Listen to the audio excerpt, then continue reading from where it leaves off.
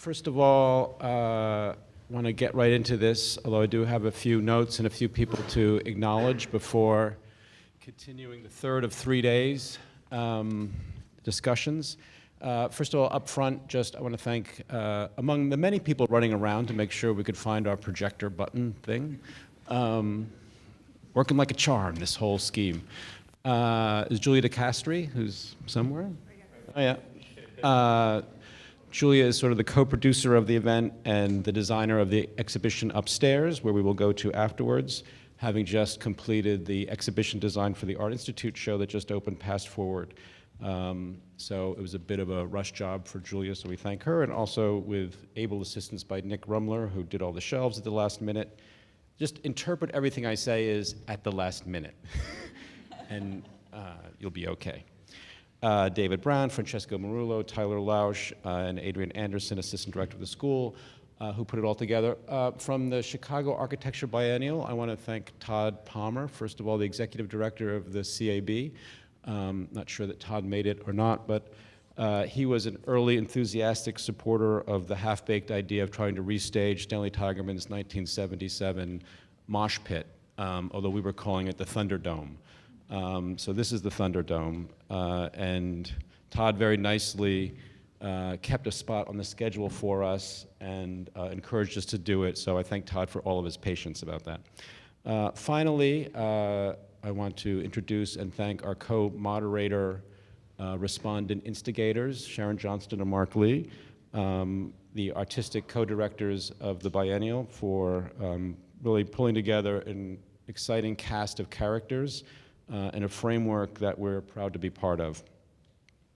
So for 3 days, since you've been sitting here, I'm sure now most of you are looking for the exit. So we thank you for showing up. As is maybe the rule of these sorts of things, at some point everybody who was in the audience was at some point on a panel, and everybody on the panel was the audience for you before. So there's very little need for introductions anymore, since you've all been nice enough to present and sit through each other's presentations. But also it means we can sort of continue on where things left off on Thursday and Friday, and maybe pick up and maybe also dissect and deviate some of those earlier discussions. So we expect a fluid relationship between you all in the Thunderdome and us in the middle of the Thunderdome. I will just quickly then introduce people. Andrew Holder on my left from LADG, Pier Paolo Tamburelli from Bauku, also I will say a former Garofalo Fellow at the school, Wiel Arets from Wiel Arets Architects and our neighbor to the south at IIT, Jennifer Bonner from Mall and Associate Professor at the GSD, Pezo from Pezo van Ellrichshausen. Sofia is also here, a little bit distant. Sam just got off the plane, I don't know what, where Sofia is going to sit from the front row. Oh, she's from the second row. You're even further back. All right. Sam will keep that other seat warm. Pezo and Sofia also are neighbors at IIT when they are in Chicago. Sam Jacob, formerly FAT, and now also a clinical professor here at UIC. Stan Allen Architects, also professor at Princeton. Kersten Geers, Office KG-DVS, and Andrew Zago, also Zago Architecture and clinical professor here. So as a lot of you know, we're thinking a lot about history at the school this year. This is our 50th anniversary. It's the 50th anniversary of the building, which accounts for all of the work being done outside that you could barely get in the building for. So that is the sign that we've hit 50.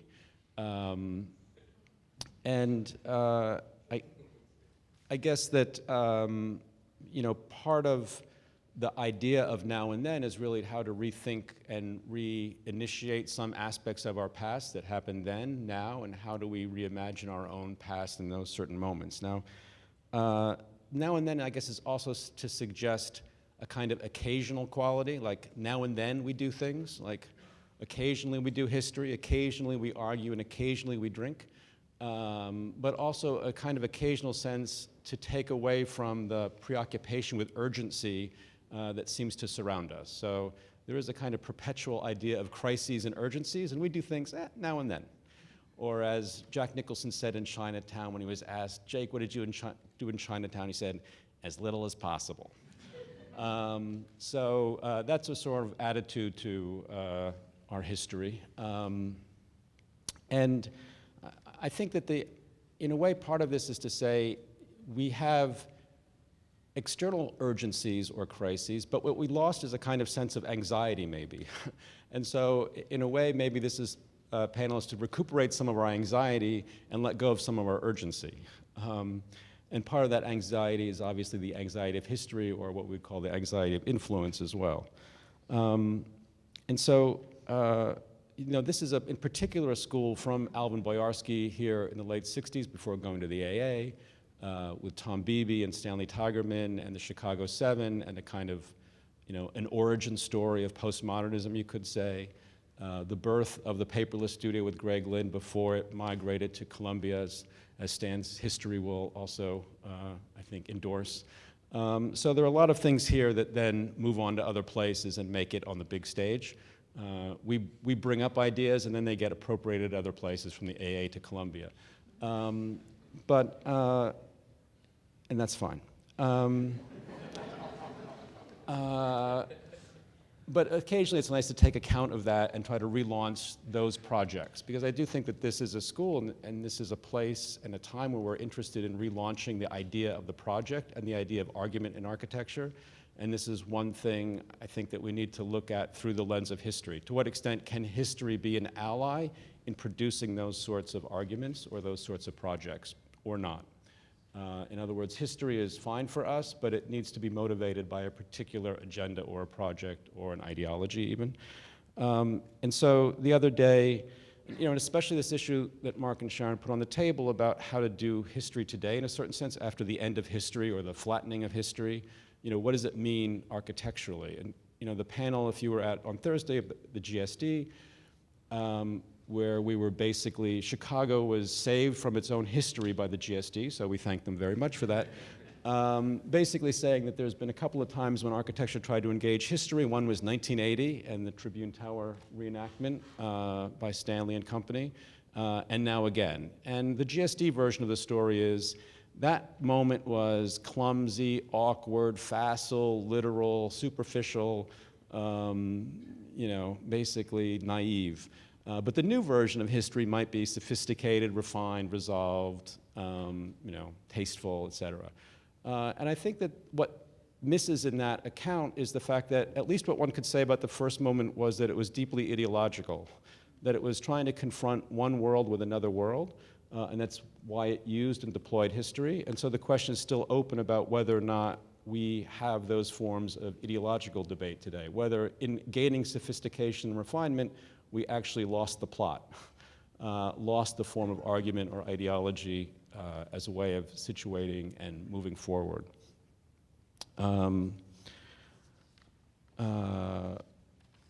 So there's the structure for today is basically 3 rounds, 2 of which will be in this room and 1 upstairs. So the first round is the then round, where we've asked each participant, just as a provocation, to present 1 historical project for 3 or 4 minutes that is either significant to their work or that exposes a way to think about, you know, a way to do history and architecture, or a kind of moment that could be recuperated or relaunch a certain project that was lost, or that forms some impact in the way that they think about the project of architecture today.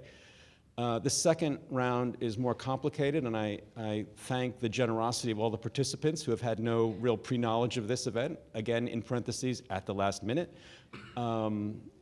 Really have each person at the table has been asked to comment and situate a project that they select by someone else at the table. So someone will be presenting on someone else's work. Now, the virtue of this is that when you present on somebody else's work, you don't have to take that much time. So hopefully we've avoided the idea that people go on and on about their own work. You know, it's like, nah, it's fine, I'm done. That's enough for them. So it will sort of produce economy, also because the work has really been a shotgun marriage arranged at the last minute, and sort of it's really meant to say, you know, how do we get architects talking to each other about their colleagues' work? Because I think in both cases, discussing history and in discussing the contemporary, the last theme that I want to put on the table from yesterday is that what has been repressed is criticism, both by the triumph of curation, I would say, and that there has been a kind of celebration even at a curation discussion which has repressed or dismissed the question of criticism. And I think, it's fine if architects want to be curators, but we also want to keep and maintain the role of the architect as a critic. In other words, someone who engages the past, but also engages in a frank discussion of their contemporaries' work. And so it's as a way of trying to mobilize a more pointed, project-based, ideological approach, that part of it is your obligation to the field and your fellow practitioners. And I think that's also why we have a criticism program, is exactly to make that kind of architect and architecture possible, or maintain its viability today against some odds. And then the third round, we will go upstairs after we hear your responses to those discussions and continue the discussion, see an exhibit of publications by students and faculty. There'll be some stuff on sale, including t-shirts by Sam. I think. Yeah. And we'll, of course, have some drinks upstairs and continue the discussion. So without any more, we will start. Andrew Holder. So this is the Azamkirche in Munich, Germany, built in a period from 1733 to 1746 by the brothers Azam, Cosmas Damian and Egid Kurin. What's interesting to me about this building is it's perhaps not a building at all in a conventional sense. So the brothers purchased 3 row houses. The one on the left still exists, as does the one on the right. The middle one they tore down. And they filled it with a kind of glut of decoration. So I would call this a kind of interval between 2 buildings that has been filled with objects of their own making. You can see some tells or visual evidence of that. So first, the plane of glass is sort of pinned to the back of this agglomeration of stuff. Doors into the church actually move directly from Egid Kurin's house, his living room, to a kind of balcony where he can observe Mass.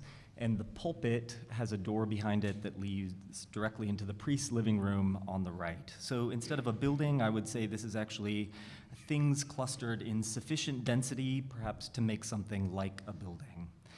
So I think if we take on this principle of sufficient density as a replacement for the kind of monolithic building envelope as we know it, there is an opportunity for a progressive, perhaps non-modern architecture that I would start to characterize in a few points. So first, it's a kind of open accumulation that can be extended simply through the addition of more stuff, and it's a kind of democratic accumulation that does not discriminate so much with respect to the status of the individual part. Second, I would say if it's a building by virtue of sufficient density, then it's the exteriors of each object that matter in the round, again, not the monolithic envelope that designates absolutely the difference between in and out. And that creates a continuous public facade, in a sense, that perhaps creates a more interesting problem of designating what is private, and also a more interesting problem of the enmeshment or entanglement between neighbors. Third, I would say everything is potentially a brick. The architectural element has no special status. Sculpture and really any found object could potentially belong.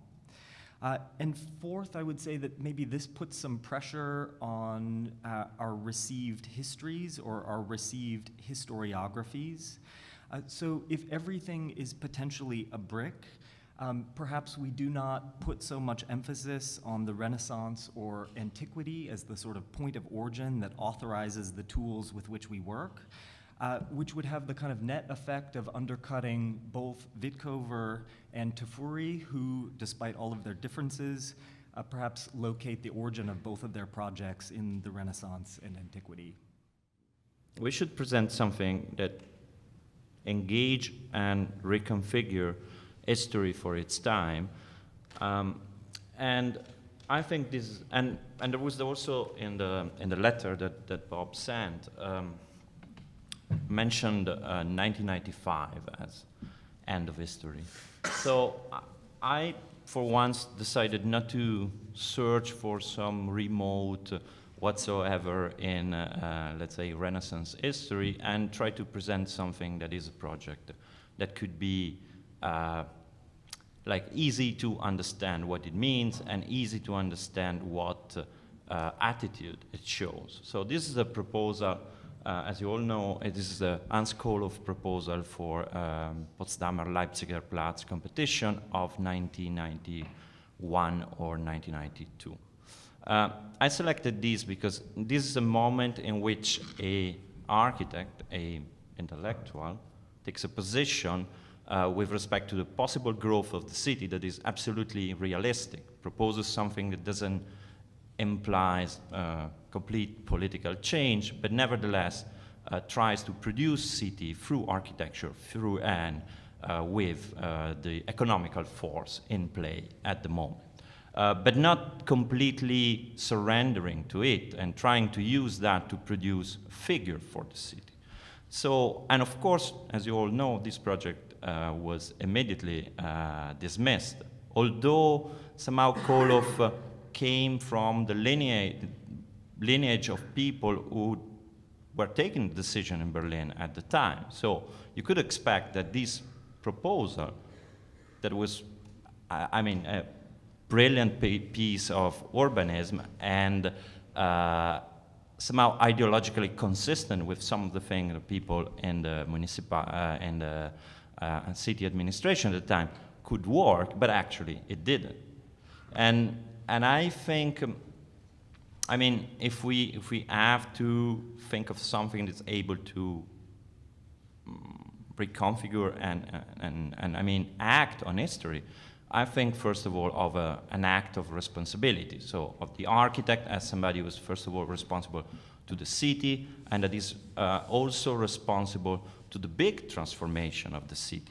Because I think what is important that we try to do is to, yeah, make big things, make big plans, like Barnum said, but not for the sake of the big, but because the big involves many people. Because what we do normally, we end up doing tiny thing in kind of a remote niche, but if we talk about an ideological project to identify with, I think this ideological project should try to address the life of people in cities in, let's say, direct way.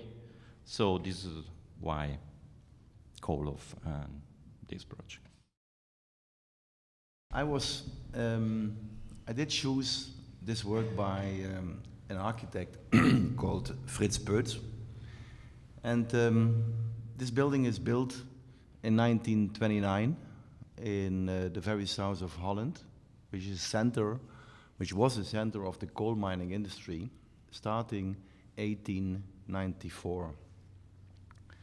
And when I started to study architecture at the University of Eindhoven, we traveled all over the place, from Russia, States, Japan, but also in Europe, invited people to talk. And at a certain moment, I decided on a Friday morning to ring the bell of an office of this architect. And I'm born in this city. And then I found out that he died, he passed away 15 years before. So his son is there, and I asked his son, you know, I want to talk to your father, but that was, of course, impossible. And then I ended up 3 weeks in a row in the archive of this architect. Spent a year going through all the files and found out that he did 560 buildings in the city of Heerlen. I have only 3 minutes, unfortunately. When we made an exhibition and the publication of the work of this architect, we could collect all the material. And what I think, and why I want to show it to you here, is because you see the Roman church, which the first part of this church was built in 1072, so it's 1,000 years ago.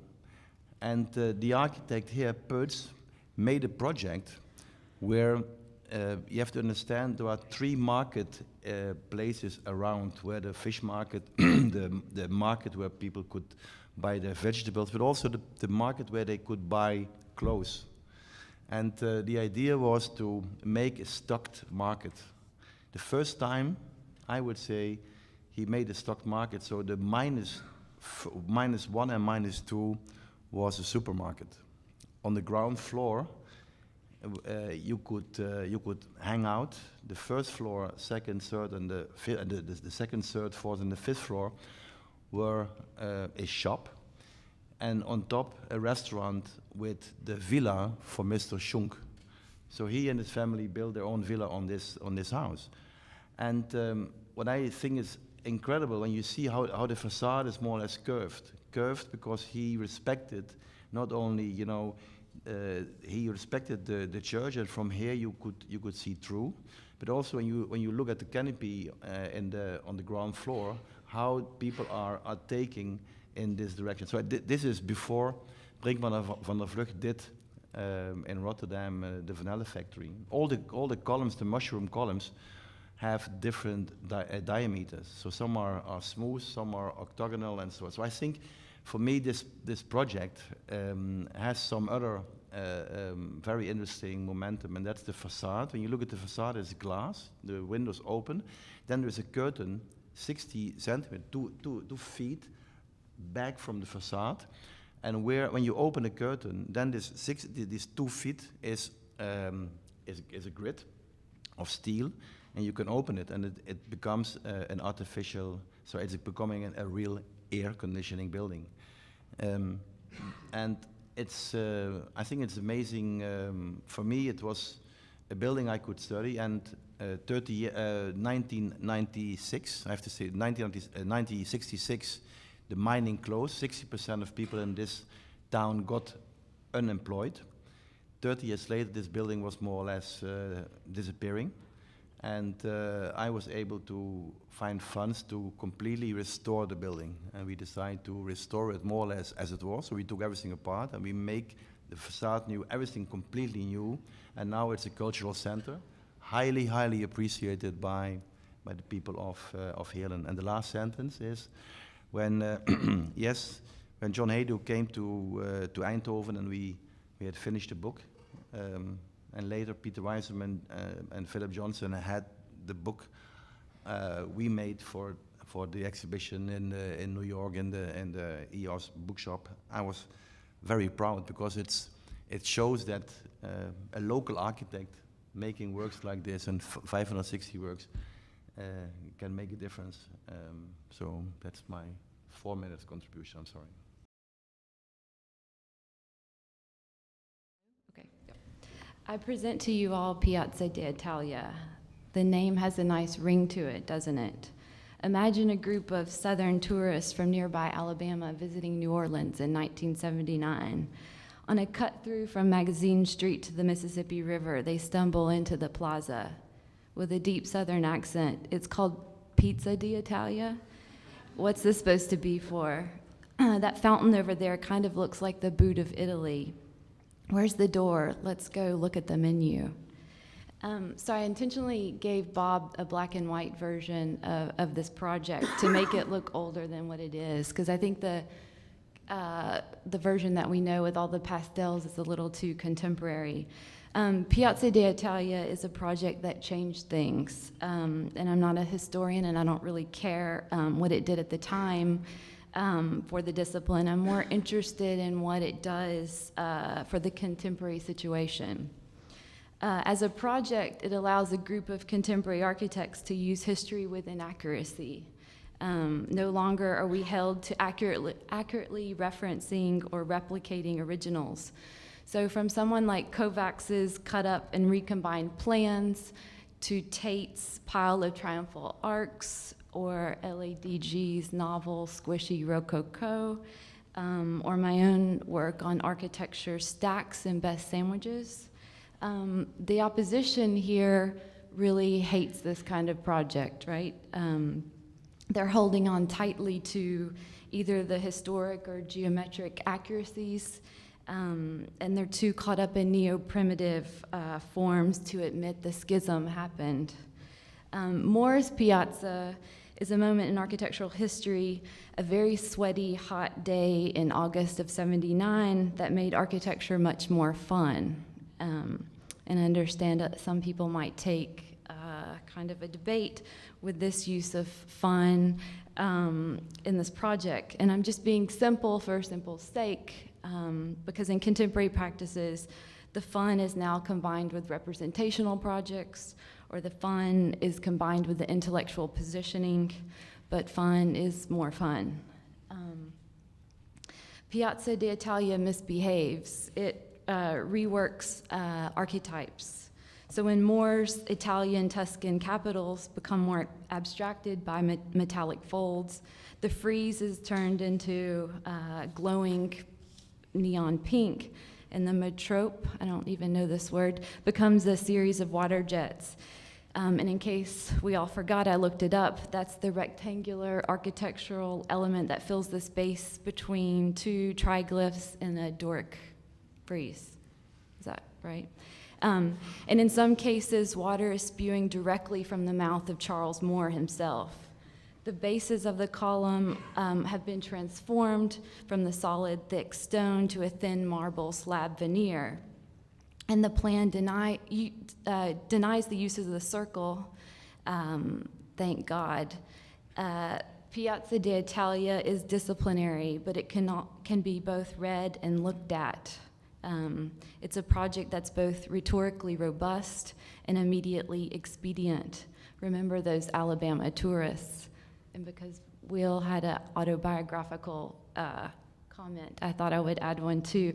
Lastly, Piazza d'Italia changed other things. 4 years ago, I married Volkan Alkanoglu here. A Southern girl, terrified of marriage, eloped.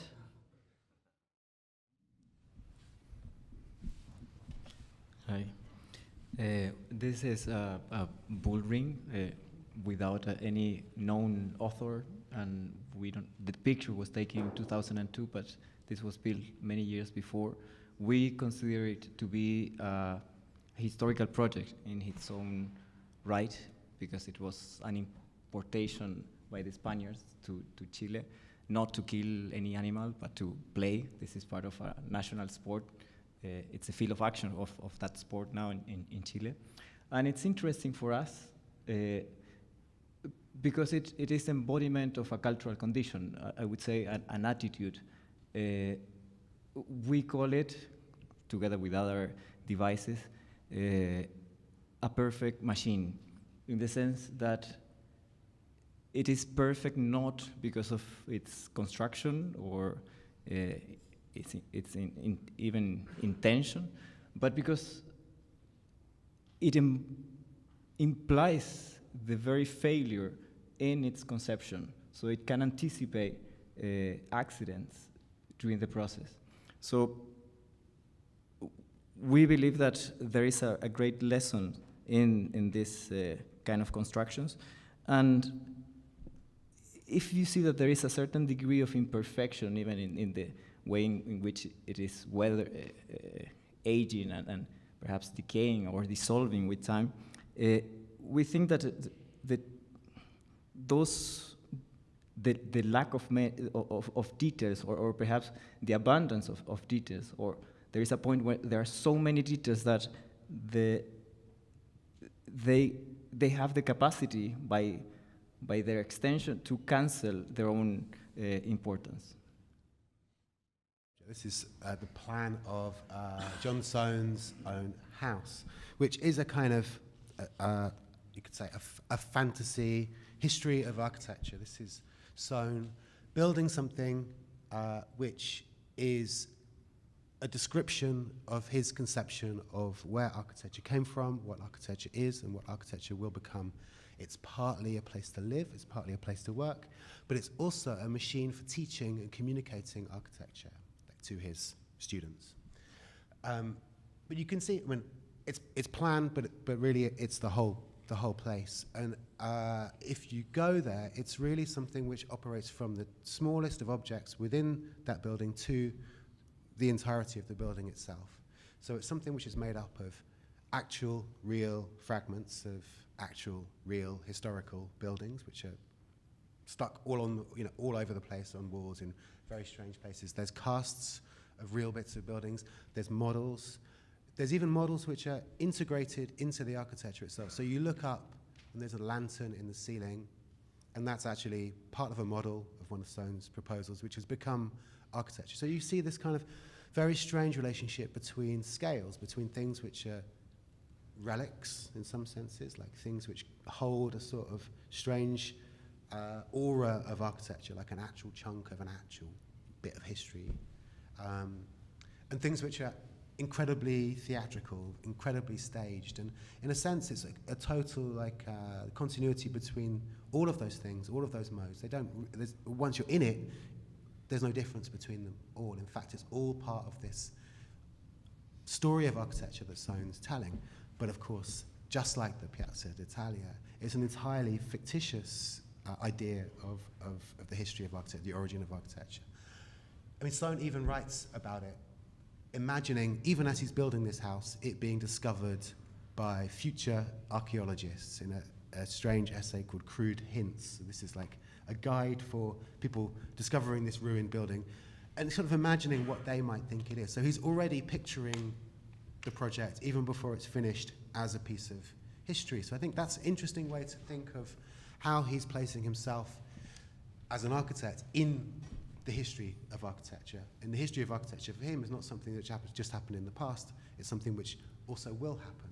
Perhaps that's interesting for us to think about in the context of the biennial, with its title, Make New History, is exactly that. It's got that kind of weird quality of both looking back, but that looking back is a way of creating the new. But I suppose, obviously, incredible richness, incredible density of sort of spatial effect in its plan. But you could also say there's something else which is to do with its real history that's situated in its own moment. So all of the kind of things which we as architects think, oh, that's really cute, or that's really nice, but all of the strange Orientalism, the embodiment of a certain moment, which is kind of power, which is empire, which is economy, within this architecture. There's a subtext to the history of Sohn's architecture which goes beyond the explicit things that he's doing, or the imaginative space which he's describing in Crude Hints, which is to do with, despite all of its fantasy, architecture's actual kind of rootedness in the political immediacy. So I think that relationship between all of this kind of formalism, and perhaps is another thing we might talk about a little bit later in relation to the work in the biennial, but to ideology and politics within which it's all situated, I think is an interesting way to try to unravel Sohn's own imaginative space of his house. For me, the decision of what to present for the historical example was a very easy one, in part because this is a project that I've been looking at recently in the context of the biennial, but also coming to Chicago, coming to UIC, I'm paying my respects to the, to the local gods. So this is Stanley Tigerman's Frog Hollow house, the Black Barn, built in 1971. And I think in the first instance, what's interesting about this project in this context is it's a building which in fact has a long history itself. It's the renovation of a Pennsylvania Dutch barn. So the first project is from the early 19th century. Pennsylvania Dutch, of course, are not Dutch, they're German. This is one of the things that we do in America. Dutch is a corruption of Deutsch. We turn Germans into Dutch people. So they try to do the opposite here. Yes, exactly. So it's not a project I've ever visited, but the image of this project was sort of seared into my mind when I was a student at Cooper Union, because John Haydick had a model of this project in his office, and every time you would visit John Haydig in his office, this totemic black object was sort of haunting you. And of course, for Haydig, the melancholy of this project is what attracted him. John and Stanley were very close friends.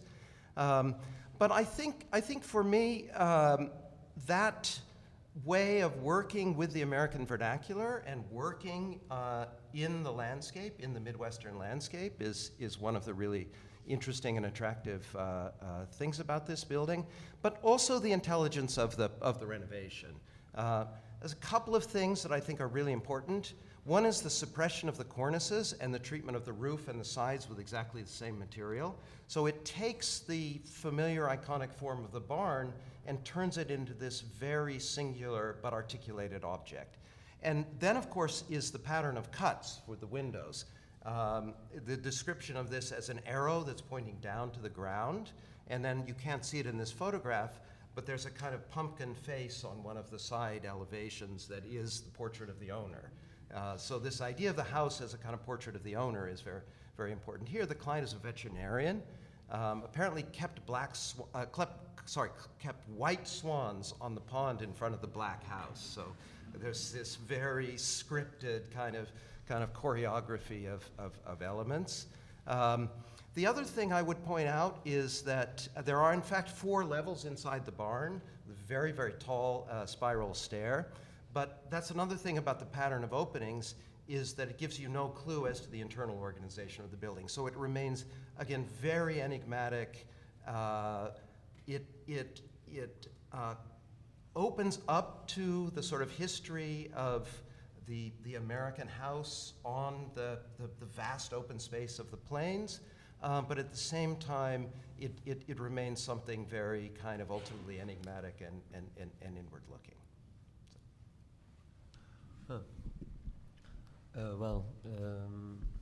After this beautiful barn, what to say about this? Well, of course, it's very difficult to have a project which, and at least that's how I understood the question, which I could consider a textbook example of dealing with history in an active way so that it does not become the victim of its own intentions. And for me, the museum Abteiberg of Hans Hollein, which was designed somewhere in 72, 73 and finally built only in 82, is for many reasons, I think, a very beautiful example. Not only because that one photograph here, which was on the cover of the April Zoo, which I would say is somehow his self-made monography. And for that reason, if we talk about self-portrait, I see very much as a self-portrait of him as an architect. Already the word museum of it, of course. But the picture does not quite reveal the complexity of the project. Now, I believe the quality of the project lays exactly in that it's a building which at the same time tries to escape being really a building, or at the same time a building which tries to be everything architecture. I mean, it's often taken as, I would say, the textbook example of postmodern architecture, and I think, part of that generation of people who tries to avoid that word as much as I can. I'd like to see the building simply as a building of architecture. And as a building of architecture, it is a building which perfectly functioned in 72, in 82, and I've been visiting it since, obviously not in 82, but let's say from the 90s onwards a couple of times. It's quite close to where I live in Brussels. It's about an hour and a half. And a building built for a crazy museum director, a very close friend of Hollein, who allowed him to experiment with, I would say, a building as an even covered field, a building which in a way was only recognizable with a couple of signifiers, I think became somehow also a building around a collection. So today, every time when you visit the building, you see exactly the same. And in some way, I think it represents, I would say, both the solution and the problem of architecture and history. I think it builds its own context, and as such, it survives in the world. I chose a building about which I have very little to say. I was just thinking, what are the chances I could find a building that Mark Lee doesn't know? You know it? This is, of course, as the rest of you know, the U.S. tax courts in Washington, D.C. Oh, you just made that up. By Victor Lundy. Good. Now, I just selected it for a couple of reasons. It's quite interesting if you've ever stumbled upon this, if you're going the wrong way towards the train station, you can't miss it. This is the view facing the freeway. But I mean, look, I chose it because this building does not have fragments of, make references to, or mimic famous old buildings. And I thought, which characterizes a surprisingly large percentage of the projects in the biennial, by the way, which I'd like to talk about later. So it doesn't do that. And I thought, well, thank God. The other thing is, and this gets into a question when we come to history, and I think it was actually a point in one of the conferences on panels on Thursday that Mark made up when history was being used like every other word. I think you were trying to make a distinction between history and culture in terms of a use, and I have a feeling this is an important distinction. And I don't know what I would say about it other than I certainly imagine that when we discuss the architecture as a discipline, that we're discussing a certain culture, which is a large project of which one has to have a reasonable understanding of, and one works coming out of that understanding. And there's become, I think, a facile replacement of that with you got to show your footnotes of it comes from this project, it comes from that project. You know, this project, and I'm not a scholar of Victor Lundy, but I think there is a kind of cultural and even disciplinary understanding of building mass, and that this building does something with that which is quite radical and disturbing. It's a 200-foot long bar that cantilevers out 53 feet over a glass plane.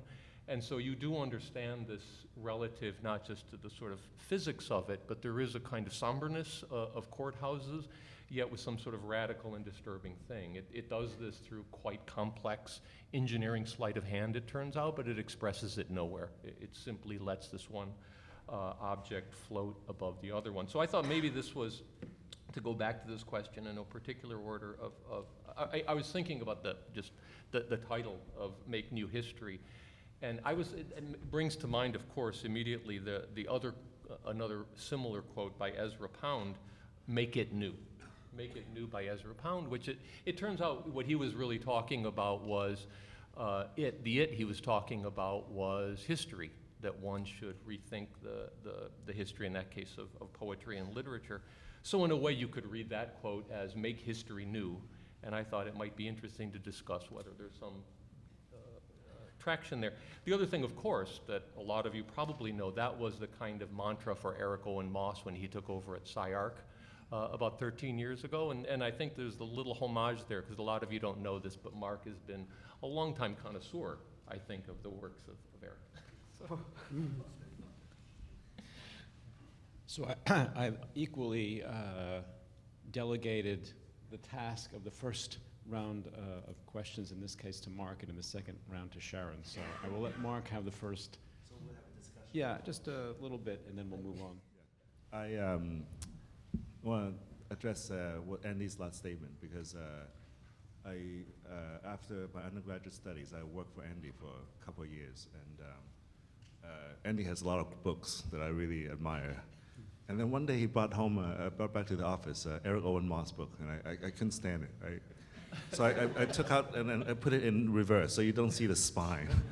and Andy knew I did it. But since then I became a connoisseur. Yeah.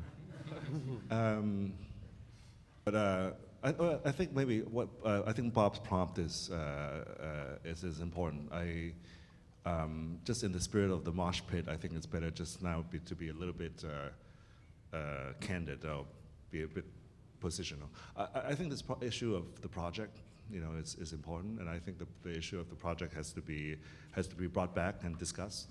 But in order to do so, we have to think back of where the project has perhaps been threatened or misdirected in order that we feel right now that the project has been threatened. And I think for me, it's the distinction between, or the separation between project and practice, the way that Peter Eisenman has been pitching. I think somehow, in order to resuscitate the project, the relationship between the project and the practice has to be re-examined. But this is another issue that we can discuss another time. But I think the way that Bob has formulated this way, that we talked about our references or things that have inspired us, and then later on we see our own work, your own work. I think this is it's a very interesting way of looking at these two aspects. I mean, I'm looking at I know all of your work, and then I'm looking at the your reference images, and I'm imagining I'm a bartender, you know, mixing a drink. You know, I could if I mix a martini, I would put a lot of a gin, a lot of vodka, put a little bit of vermouth as a garnish, and such. And I'm imagining, like, the references you chose. Is it the main ingredient? Like, is it your gin, or is it just a bit of vermouth? Huh? I see Wiels, and I was wondering, I was going to ask Wiel, are you a secret structuralist? You know, is there a certain Dutch structuralism in your work that's important, or Answer this question? Huh? Can I answer? Oh, please, yeah. You know, I'm not a structuralist. Have you ever been But one? But the reason, you know, I think, let me say something very briefly. The architect Pezo made 560 buildings, and one of the reasons why John Hayden became interested in him, and also myself, when I entered his office, he was specialized in Egyptian architecture. So he knew history so well, and when you see each of his buildings, and the first building, the Notary House, was a building in which he used, I think, 50,000 examples of different momenta in history. He knew history. He knew what he did. He was a practitioner. And then at that moment, he did that building. And this is not, let's say, a modernist building as we believe it is. When you go there, you understand that he understood the history for the last 2,000 years. It's not obvious. And that's exactly why I choose this project, because it's not the obvious. It's not the obvious, like its style. Although when you see his town hall, you know, completely built in stone, you see Egyptian details, etc. But not because of the sake of a reference for the sake of nothing. So I think that's the maybe not obvious reason why I selected this. And well, I think this thing that you brought up about this architect knowing history so well reminded me of Willem Curtis was criticizing Rafael Moneo, thinking his knowledge or his erudition of history actually ties him down. That at the end, everything has to be measured up. That, in his estimation, prevented him from going a bit further. But going back to this, the importance of this ingredient, I'm curious about Jennifer. Is the Charles Moore vermouth for you, or is it the vodka itself? Because I tell you why. Because let's say the most typical, let's say, postmodern projects that, well, sorry, Kersten, for using that term, but let's say Hollein, Charles Moore, and Stanley Tigerman. For me, both Hollein and Stanley Tigerman, particularly this project, has this kind of contrast and contradiction, you know, with all the frivolity of Stanley Tigerman's project with the window, the jack-o'-lantern face. There's this kind of blackness about it, that is a very different type of presence in terms of its frivolity. Hans Kohlhoff talked about working for Hans Hollein when he was young, and he talked about the working on the stores, on the tiny stores, and the currentness, the contemporariness of working with all these forms and these 70s shapes. But then he was doing details like out of Los, like incredibly precise. So for me, both of these practices, or that Stanley Tigerman's project and Hans Hollein project, had that type of level of contrast. And this is something I am not sure that Charles Moore has. Perhaps in Kresge College, you know, and maybe one or two other projects. So I'm curious, is this something for you, Jennifer? This is something that you aspire to as a building, besides the quality that you've outlined? Huh? Because I can see Pezo being close to this bullfighting ring. I could see, for example, you know, you see something that was there. So I'm curious to hear. Yeah, I think there's like 8 projects in this project. So when I was trying to call out like the way the archetypes kept getting exchanged and worked on and worked over, so I think there's a lot in there. I can't see, I don't know. I don't know the Hans Holland building that much, but maybe I need to know the inside. But I can't really see much of a project for me in that one. Yeah. In the The museum. I mean, I've sat here presenting the Piazza d'Italia before as a guilty secret, but there is a bit of magic for me in that. Like the first time I saw, there's an axonometric drawing where you see essentially the paving, and you see Italy as a set of steps into a kind of little ornamental pond. And like for me, at the moment I saw that, I was like, oh my God, like geography and a pretty crass water feature can somehow be the same thing. And it was really, I think that's a really sublime moment. I've never been there, and it looks like it's always like built out of polystyrene and falling apart. But that moment has a real sense of like imaginative magic to it. I mean, I will confess that this might be the only Stanley Tigerman project I would so, and also, I mean, to the point, I think you're absolutely correct with both Hollein and Tigerman. This is early enough in Stanley's career when the shadow of Mies is still there very strongly. I mean, I was thinking about the black. It's like the black painted steel at Lakeshore Drive. It just there's no curtain wall. It's just all black, you know. And I think the same thing with Hollein. I mean, absolutely. You think of the aircraft carrier montages. You think of the radicality of Hollein. And even Vienna. I mean, it's a very Viennese project. Exactly. Yeah. I think so. I'm right back to Andrew's provocation about the work, some percentage of the work and its need to wear history on its sleeve, or that kind of articulation. But also, in your own work, I could see Lundy as a secret progenitor, not that you constructed him that way, but like in terms of the unexpressed structural work that the massing of the cantilever does without any effort, let's say. And so like your museum in China, for example, or something. So then the issue is when you do it, isn't there that reference to Lundy such that the issue is still present? In other words, historical reference is there even with an abstract project as much as it is with a...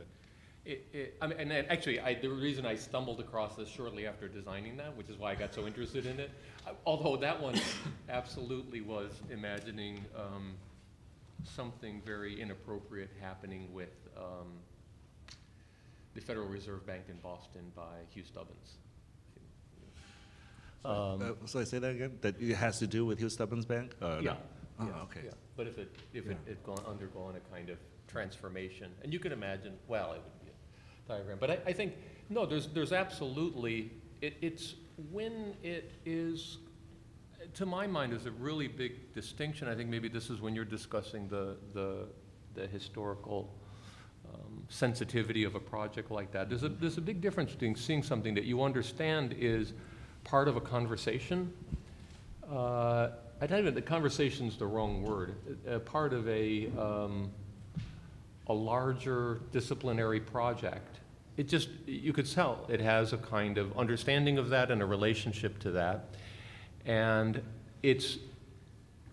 I just think it's not that if one can read it explicitly that is axiomatically wrong, but it's kind of becoming that way. Like that becomes, look, my papers are in order. You know, I seem that you can check off the boxes here. I've got them all here. My project, then inherits a certain kind of value by virtue of that. That you can't just, you have to actually work on it. And I think I'm always thinking of the T.S. Eliot piece on the tradition and the individual talent, where it describes this giant, when you sit alone in your room writing, there's actually a giant edifice on your shoulders of all that's been written. But your job is both to lift that, but also to change the outline of that edifice in some small way. You know, so that's the new part. And I think if it doesn't have both of those components to it, then it's simply not part of the cultural project. Eddie, you choosing this image. For me, it's a bit elucidating, huh? Because for a long time, I was wondering, the China project, the cantilever, a lot of the times you talk about it as this distorted figure, or this kind of challenge of a lazy cantilever. Right. And I always like trying to think of it. I was wondering is it closer to the Brazilian modernists? The Brazilian modernist deals with a lot of some things that are very heavy, but then does a magic trick of levitating. Huh? Right. But actually, I never thought of the Harvard Five. You mentioned Hugh Stubbins, Victor Lundy. This group has a very different, maybe third-generation modernist way of thinking the cantilever, but also have to deal with the corporate construction and the projects that what they were dealing with. So not an explicit kind of poetic construction that the Brazilians deal with. That's right. I thought that's a very. I don't know. I'm not coming to a conclusion, but I thought. No, it's funny also. He was a classmate of Harry Cobb's, and I asked him about him. He goes, "Oh, he wasn't very talented." Who wasn't? That's what Harry said about Victor Lundy. He was or wasn't? He wasn't. He goes, "Oh, he wasn't very talented." Or he's not. He's still alive. Alive and well, I'm sure, but not talented. Just not. I mean, I think also it's a question of like how people imagine using them. I mean, in a weird way, like I do think that maybe Sam's and Jennifer's, as one example, would be rethinking a kind of origin story, that there's a lot built up with the figure and that project as a launch pad for something, whereas in maybe Pier, Paolo's and Andrew's, actually, it's more a set of characteristics that is unattached from figure or the body of work that accompanies that figure. I mean, you don't necessarily have a Kohlhoff. Well, I don't think so. I think they're just the Kohlhoff of Italy. I mean, I've always seen it that way. Kohlhoff of Italy? Is Pier Paolo the teacher? Yeah. As well, so. I mean, I think they're closer, at least if I can say that. Pier, it's you who has to. Okay, the Kohlhoff of Italy, please. I think. No, I'm a big Kohlhoff fan. I'm a great Kohlhoff fan of the early Kohlhoff, and I kind of even like the late Kohlhoff. I mean, he's such a talented architect. You go and see these things that are maybe a bit disturbing, and they're always well done. Like it's the proportion of the window is the right proportion, the measurement of the door is the right measurement. So it's pure architectural skill, like talent, and it's undeniably there. The project I showed because I think it's probably the last attempt to realistically influence a big city by an architect with a bit of a chance to succeed, and actually it failed. And it's also an attempt that is made in economical and political conditions that are more or less the one of today. So it's the beginning of neoliberal city in the kind of administrative, like bureaucratic fashion that is the one of Germany. But that's an attempt to address a real problem with high ambitions, but not with crazy ideas. And the failure of this thing is very, very sad. It's also, I think, shows something probably also of what we do in our office. I speak also for Vittorio, who's there. I think we share these. We see our work as always terribly realistic, like a work that's always possible to do, technically possible, economically possible, and then over and over, it's impossible. Like Most of the time, this thing don't happen. And don't happen because somehow there's an ambition that contemporary society doesn't share to a certain extent. Like Berlin of 92, like in general, didn't want to have a project so strong, didn't want to imagine the Berlin of 2050 in such a fixed way. So to a certain extent, architecture in the sense of like real important monumental architecture at the urban scale is something that probably our society doesn't even like. But who cares? I mean, that's the core of our discipline. I think we should keep on trying, and maybe society even changes. I mean, we are absolutely right, they are wrong, and they will adapt. Yeah, but Paolo, you talked about you like Kohoff's early projects and some of his later projects. But you really chose this one because of the end of history, that the appellation, what was it, 1995? Because of that? No. Yeah, but because it was a project that was in that moment that you picked, and that is still a project that it's contemporary, like it's like a project that, I mean, Koloff would have done the same thing. But I'm curious, because I think this is, for me, one of the projects of Kohoff's career where he crossed the Rubicon from the early phase to the but also before the later phase. So a lot of the type of work that's much more Rem-like in his early career, it's the subversiveness of that Rem work was in this typology and this building that maybe later on became more classical, or at least the tower and base type. I think the failure that I was discussing on, let's say, more political, cultural terms, it's also a personal failure. And Koloff changes after this thing. Because after that, it's a different story. And it's a different story because he made this attempt. The attempt was realistic, was possible, and actually didn't work out. So it's a real failure. And after this real failure, it became the nostalgic, bit boring architect that is probably now. Yeah, I just wanted to jump in for a moment because I'm sort of surprised at some of the terms that seem to have a certain form of consensus building behind them. So there's been quite a bit of praise of goodness and also praise of a certain sophistication of detailing. And also a kind, what's that? Oh, we've called out a number of good details, I think, throughout the conversation. So, and I think also sort of name checking of relatively obscure practitioners. And so I think if Bob's asking where did ideology go, one possibility is that it's withdrawn into the realm of connoisseurship, and that if we want for these projects to carry a kind of force in the collective, they must carry a force that is beyond the kind of speaking of their own name, which I would say is the project of the connoisseur, but the public project, I think, has to have a sort of different valence to it. Well, then I think it's either, if you have no name, then completely let's go to anonymous architecture, like what Pezo's example, because you can't just say the line of history moves from Alberti to Eisenman and no one else. You know, I think that was the problem with the generation before. You know, everything is outside of the loop, and it's say, well, I talk about Team 10, and Team 10 is, Team 10 does not matter to American culture as much as to people that have to deal with post-war American city, you know. And I think so. I think for me, also talking about the good detail, certainly you can valorize it, but for me it becomes a context to give the frivolity an opposition, you know.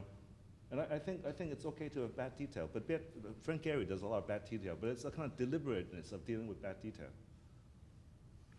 Yeah, I think. Asphalt shingles, you know, it's not conventionally good details. No, but I think there's certainly a relation of ideology and connoisseurship, if I pronounce it well. And I think there's a good marriage, speaking of goodness. And I think if I might say, I think probably we are, at least on this level, going in the right direction. So if I see the Biennale, it's a Biennale in which people participating are maybe not that educated and erudite, but they at least praise knowledge. And I mean, if we think back of the, let's say, period when we were studying, for instance, somehow it's also what we react to. I mean, you go to a Biennale by Aaron Betsky and there's no praise of erudition. It's actually something you should get rid of and become as plain and simple as possible. So I would say this is positive. It can easily become academicism, like it's already academic, but it can become academic in a negative way. But at this point, at least on this level, I think I'm relatively confident with the state of the discipline. At least we now agree it's a discipline, there's some sort of knowledge, it has a sort of dignity. I mean, I think 20 years ago. I'm sorry. Are we really happy with the state of our discipline at this very moment? And then maybe you can ask, what is a discipline? But when you go out in the street, or whether it's Chicago or whatever, are we happy with our discipline at this very moment? No. That's another. That's a and I think much more relevant thing. That's I was not saying that. Okay, I'm sorry. But in that sense, we have to understand. I think it's important that we, for example, what I really like about the Holline project is that, as you mentioned in a sentence, when you go there, Hans was able at that time to design every room for a particular piece of sculpture. And it's there since many years. And every time you go, you appreciate that piece, and it's constantly changing. So the precision of Holline in that sense, I think it's marvelous. I think when we look at Holline and we look at the bull ring, it's more or less the same. Because every time you go there, these people, there's a culture, these people go there, there's something happening, but every time it's different. And that's what I appreciate about the fact that Holline or the bull ring is a structure which is culturally embedded in a culture it was meant for, like Holline's work in Vienna. So in that sense, I think we should discuss what is the importance of our discipline in relationship to the culture we are embedded in. And I think in that sense, it should not become an academic discussion. So that's the reason why I think we have to make that step. What happened in Berlin with Kohlhoff? Yes, Berlin had to make a restart. They had at least one person, whether we like or not what Stiemann did. But Stiemann said, the next 25 years we're going to do this. We're going to rethink Berlin. We're going to rebuild and there were a lot of new projects being developed. It was not only reconstruction. There was a lot. There was a lot of possibility for architects to repair that city. What I believe strongly at this very moment is that sometimes there's a lack. The reason why I showed this building there in a very small town is that there was a mayor, and people came from whole Europe to build there, to work there as engineers. And there was a mayor, and there was an urban guy who said, the next 50 years, we're going to build, but we build according to a strategic device. That is maybe what is missing as well at this very moment. And when I heard Rami Emanuel saying at the opening, at the press conference, I think yes, the mayor is fighting for Amazon, and not only for 50,000 people to be employed, but I think also to build in this city and to give all of us a chance to rebuild Chicago. I think we have to, the example of Berlin and maybe going back to Chicago and the Biennial, we have to consider that our discipline is also about that.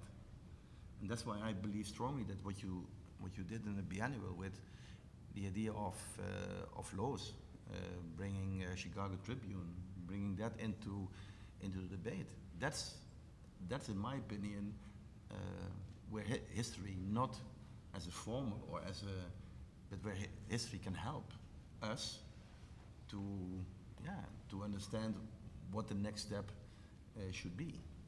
Yeah, I think I'm going on to nowness. Okay. But I just want to say I disagree with everything Wiel just said.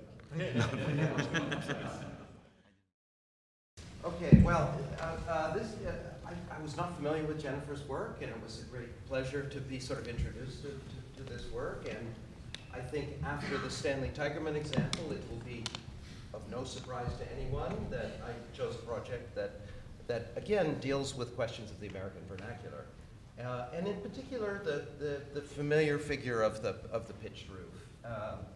And this series of models, I believe these are called domestic hats, and this sort of brilliant gesture of taking these slightly awkward, oversized models. I think as you describe them, they're too big for a table, but too small for a gallery, and photographing them, I believe in Georgia, Alabama? Atlanta, yes. On the front lawns of these suburban houses, I think is a kind of brilliant gesture that really makes us think about our kind of symbolic commitment to the figure of the house, and in particular the pitched roof as a kind of symbol of the domestic space in the American suburban landscape. But of course, there's a couple of things I think that speak to the sophistication of this project. The first is that, and I share Jennifer's preoccupation with the pitched roof. The pitched roof is this sort of archetypal moment in architecture where the temple form and the house form come together. Think of Loget's primitive hut. So it's not only a low reference, it's a high reference simultaneously. But then we can't just take it innocently today. You have to complicate it with intersections and multiplications and repetitions. But there's another level at which what I think this project succeeds in doing is saying, well, the pitched roof is just geometry.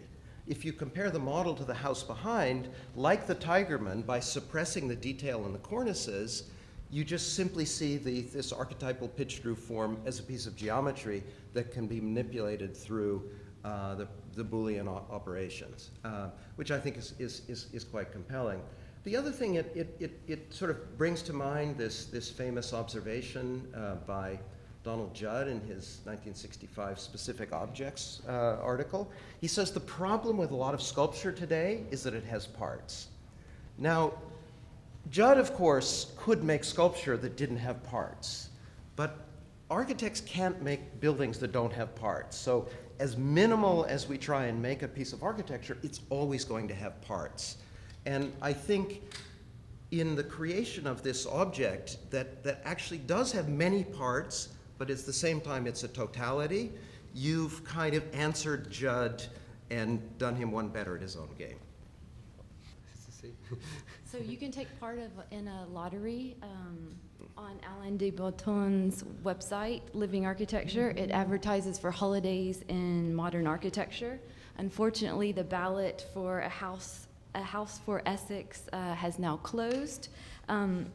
I think a formal reading of Fat and Grayson Perry doesn't really work here, so I'm not going to try to do it. It's got too much baggage from a fictional character called Julie from nearby Essex. It's got too many personal art references by Perry that I don't understand. This is a Turner Prize winning artist who works with the medium of ceramics. I could do a reading of the plan, but Bob only let us have one image, and I wanted you to see this one, which the plan proposes this telescoping plan. I could say that it's maybe a dog trot, because the party has access down the middle and not on the side. I could talk about those gable roofs because of the roof addiction that I have, but I think it's best to read a collection of descriptions of a house for Essex because they're much more clever. And my work here is in the curation. So Spawn of Drunken Night with Hugh Newell Jacobson, Stanley Tigerman, and Memphis Studio. This one looks like one of those mini houses that people put in the backyard for their kids. House for Essex is a conceptual holiday home. It's a cross between Hansel and Gretel and a Russian Orthodox church. Gingerbread house. Yes, the gingerbread thing. I call it the gingerbread house, but by Pixar. Those are all compliments to Stan. Taken as such. Yeah. Andrew, it was interesting that you chose that Hassan church. I mean, I would also say I'm not like an expert on your work, but we have sat and talked architecture over a hamburger before, so I think we know each other a little bit. I thought that Hassan church was really interesting. I was surprised you showed the elevation, not the section, because the section is a really weird piling up of stuff, which is really the history of the world. It starts with rock and it ends with heaven, and it's kind of, the creation of the world and the, Judgment Day, simultaneously told through as you rise through the height. And I think there's something about that which is incredibly interesting about an architecture which talks to a fictitious history. But what I was interested in seeing in your work was something which seems to be perhaps very different to the majority of the work that we've seen at the Biennial, in the sense of this kind of collapse of a sort of, you could say, a kind of a formalism which is about kind of things falling apart in some senses. Well, it certainly seems to me to be that. In some senses, there's a kind of a quality of form which we might associate with perhaps a generation older's work, but in your case, it seems much more interested in the kind of imprecise, in the quality of materials themselves to collapse, to deflate, to fall apart, to otherwise kind of resist a form of composition. And you could say, perhaps when you walk through the Biennial, the quality of composition that's been exerted upon all of the work is quite incredible, and it seems that something that your work is doing, which is kind of dealing with that, which I think is perhaps interesting, because perhaps where can we go with the work which is shown in the Biennial? Is this perhaps not the beginning of something, perhaps more marking an end? Maybe it's more of a kind of full stop to a certain set of ideas which have been explored over the last 15 or 10 years or something like that. So if this is the end of that period, then what will we do next? And I think it's interesting to begin to see in Andrew in your work, also maybe in Ellie and Adam's work with the project for Team, was a certain kind of falling apartness, a kind of non-composition as a sort of strategy for making architecture, which is perhaps a route out of the endless construction of compositions which otherwise saturate the Biennial. All right, so this is Zago Architects' interior for Arets offices in Los Angeles, I believe completed in 2014. I think so. Round about there.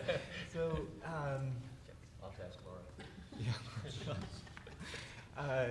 So a couple of things interested me about this project. One is the kind of incredibly clever intellectual acrobatics that were required to convert this into the language of a kind of client-driven project. So the description on the website calls this an activity-based work environment with desks at various heights that permit kind of careful mapping of desk height to the sorts of activities that are happening, from reading drawings to working on the computer. And there's this very elegant sort of justification of this in the language of the client and in the language of sort of responsibility to the client. And I think, in a way, all of that is quite true, but I'm interested in a sort of stealth agenda that's maybe also hanging out in plain sight. So this thing, it lodged at the end of one of the long work tables, is referred to by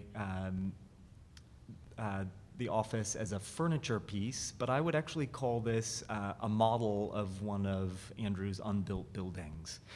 And so there's sort of two interesting things to me about that you would actually put a model at the end of a desk and call it a storage cabinet. The first is the kind of overcoding across scales. So the way in which the functional demands of a cabinet for storing paper, for instance, sort of map perfectly to the kind of void that Andrew would draw anyway, sort of projected through the side of the building. So I interpret the sort of cruciform cubby hole as a place to stack your 8.5 by 11s, but also as the sort of evacuation that we would see in some of the contortionist projects. So the kind of overcoding and correspondence between these two unrelated projects, one representational and the other kind of functional, that to me is quite fascinating.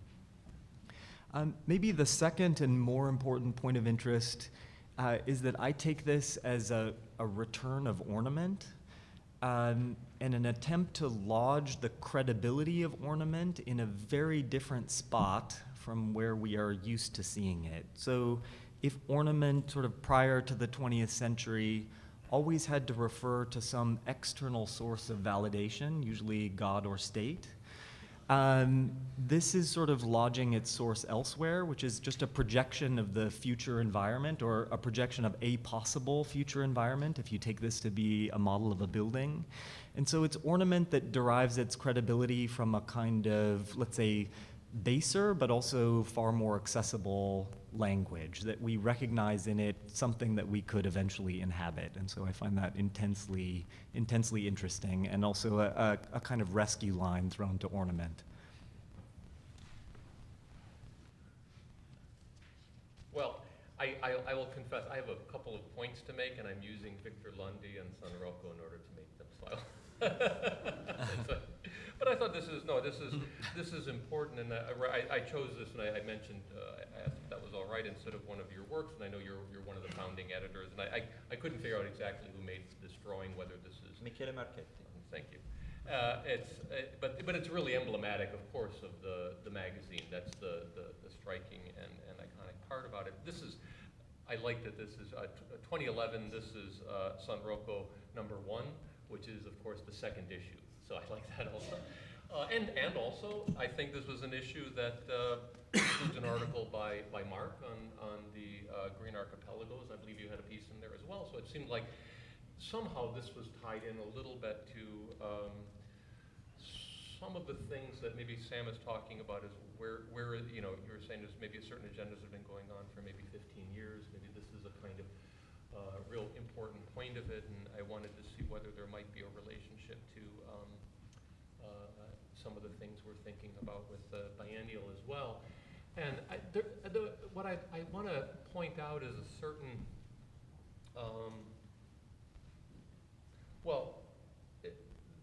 this idea of a reintroduction of disciplinary knowledge into the field, I think is something that, obviously probably never went away entirely, but I think is something that was an effort. I think of this journal as being an important part of that, and the 90-degree axonometric of a building floating as a pure object, the white lines on black. This is, to me, this is kind of fuel for my soul. There's something sort of bloodless about it, which is, comforting that it has to do with pure architectural relationships independent of, let's say, optical effects of perspectives and things like that. It was about understanding buildings in a certain way.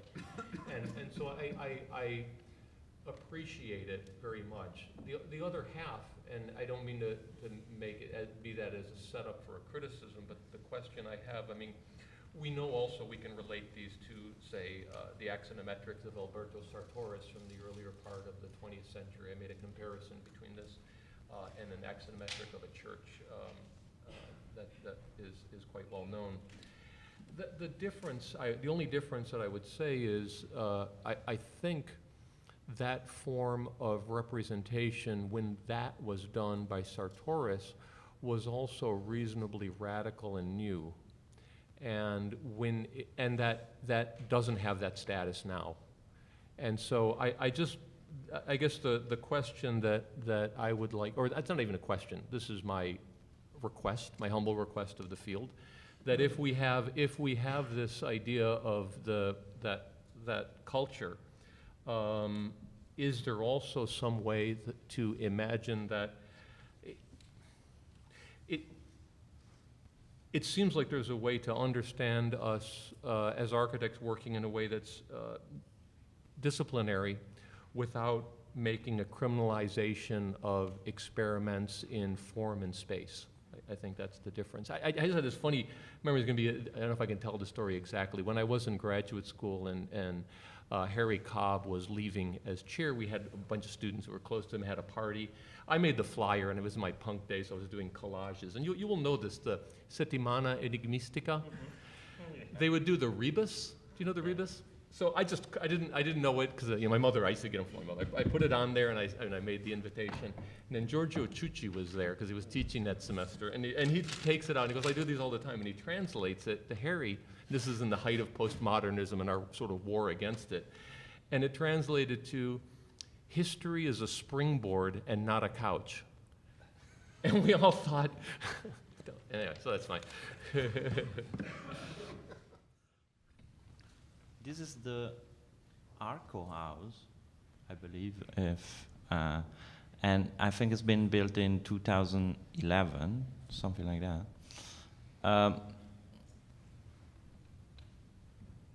The reason why I selected this thing among the production of Pezo von Ellrichshausen is that it's the most dirty that I found. It's the one that is the most addressing the city. It's not their production, I guess you all know, but some of the things are like villas in incredibly beautiful landscape, and I'm not really interested into that. What I think is very interesting here is that these incredibly simple object produces urban relations, somehow brings a character into the city or village. I don't exactly know where it is, but and somehow produces a spatial effect onto the context in which it is. That is like the presentation of the appearance of a new character into the city. So there is this thing, this relatively simple, like bit clumsy character that is on the scene and is like stepping in. There's this famous statement by Tafuri about the seagram, that the seagram is stepping back, that I think is one of those critical, let's say, observations that were very smart, but then were repeated and deliberately searched by architects so much that became kind of, let's say, disgrace. I don't know. It's a bit like the fashion of Bartleby in a philosophical discussion of the last 10 years. I cannot stand that anymore. Please, no more people who would prefer not to. Let's try to prefer something. And I think this makes exactly the opposite move. It appears into the city. So I'm here, relatively small, a bit ugly duckling maybe, but I want to contribute to this city with this extreme simplicity. There's also an extremely beautiful photo. I could show only one image, a very beautiful photo of the other side from the top of the hill, in which you see the object that is kind of intruding into the path. So it's really generating spatial relation at the level of this city. In opposition, I guess, to many of the previous presentations, I have a certain attachment for this project because I know perhaps too well the circumstances, and not only the authors and the place and the commissioner and even the anecdotes about its realization. I think that it's hard to describe something beyond the circumstances and try to be objective about it. And I would say maybe perhaps as a reference to the authors, this could be described, it is a house in a beautiful place, but I would describe that this is not a house. That would be my initial position. And I think it's not a house in conceptual terms and in a more experiential dimension. I don't talk about things that I don't know. From the previous series of references, I only know the Somol Museum, that I think is an incredible example. And I don't think I don't need to know history to make architecture. And it's fine. I just saying it because I guess there are some students that might be terrified by the fact that they know very little history. And I think it's perfectly fine not to know history, and I don't know so much maths, but I can still calculate surfaces, and it's fine. So that's why I think there is a problem in when you hear so often the term disciplinary knowledge. I think it's problematic to refer that history is the only disciplinary knowledge. I think it's in a way there is a distortion. Well, but going back to the case, I think this is not a house, so what is it? That's my concern. So since I've been there, I know I'm trying to make a description of the house based on the experience. So this is not a house, because there is no interior space. That's that would be my second position. It is a flat opening in an undulating natural field. That's rather obvious. It is an imposing demarcation of a domain. Of course, as very intentionally, it is an interruption to nature, which is perhaps by definition a condition of architecture. But I would say that it refuses somehow that very act of demarcation, of canceling the continuity of nature by a sort of not only cutting that continuity, but also in a way leaving a certain scar or footprint of the intention. It is a circular demarcation of a place. It is a circular definition that is both the floating ring and its shadow. It is a circular figure, of course, with a center, with a perimeter, but between the ring and its shadow, there are 4 lines of columns, and I shouldn't know by my experience that they form a beam, because you don't see that effort. So I only see the columns, aligned columns, but the columns are making a plane, and then I realize that the planes are defining certain parallels and perpendicular positions. And so in plan they describe a square, but the square is bigger than the circle. Therefore, the planes are not touching in the corner.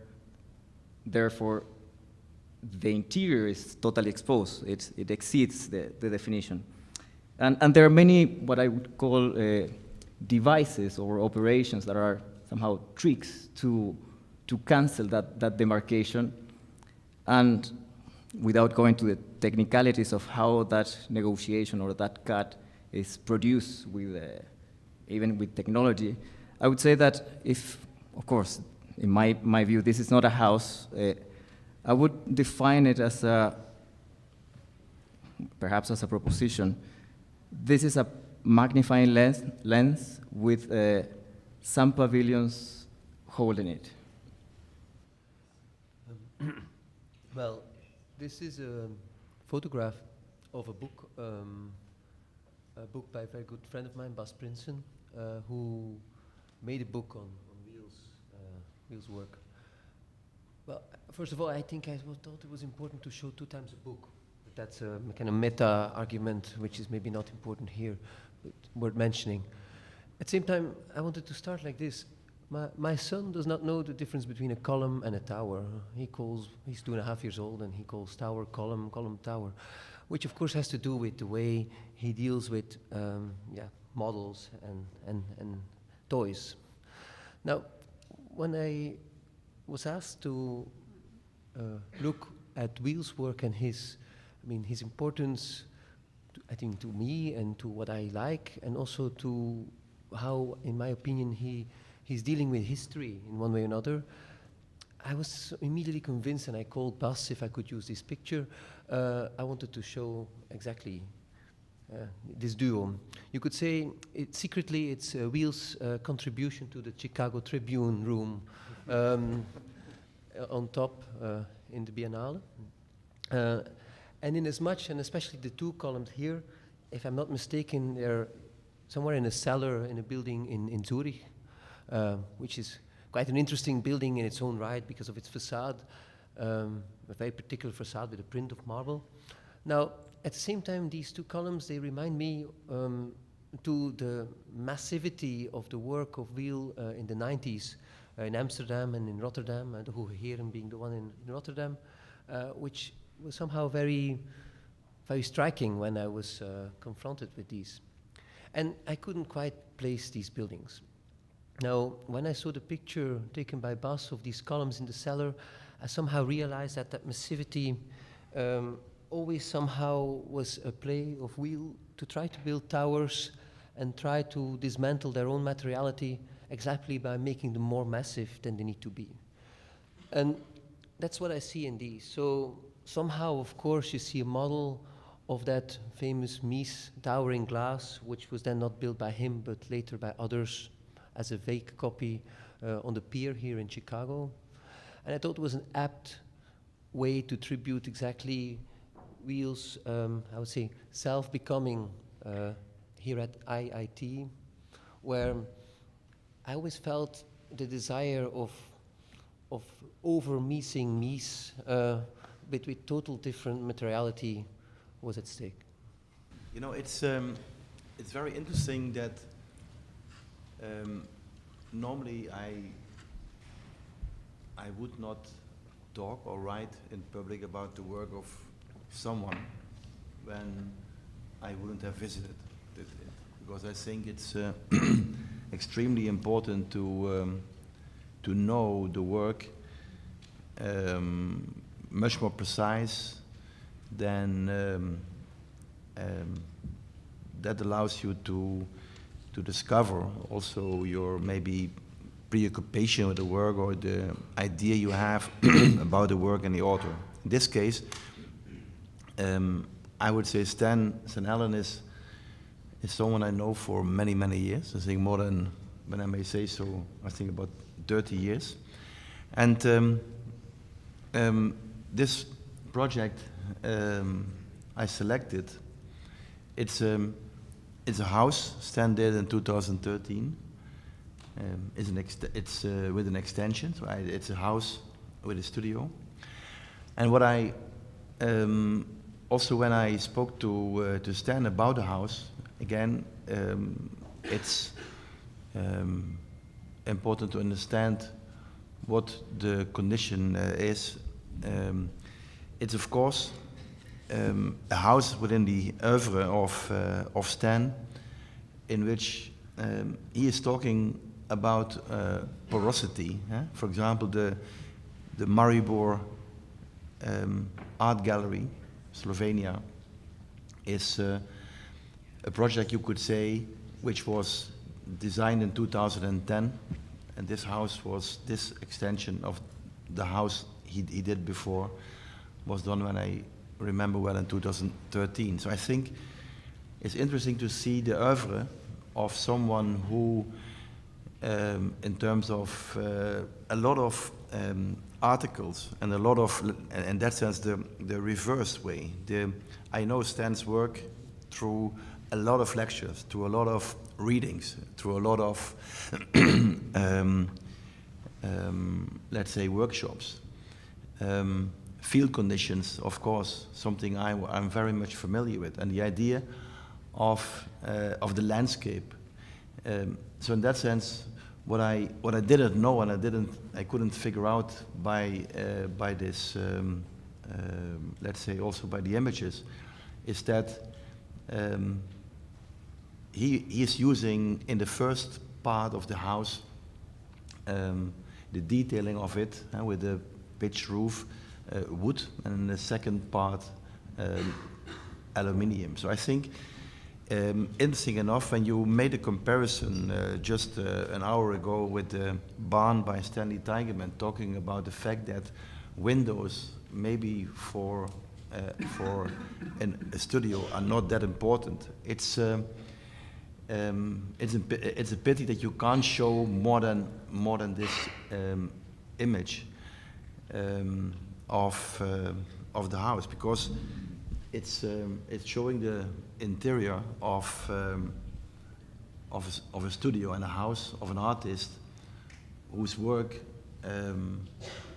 I would say I would like to know more. And in that sense, it's great when Bob put us or confronted us with at this table that this is a momentum of learning. And when I just asked Paolo, have you seen the house in Chile? He said no. So I think now we have to have a trip to all these parts, because I think it's all on me. So I think it's important. It's important that we speak about work of authors we were reading or we were visiting. So in that sense, that's what I would say appreciate very much. So the porosity of the work is something which strikes me in this project and also in the Maribor project, where it more or less came from. It's actually maybe I could say so. It's the reverse when Ram was doing the house, and later it became the theater in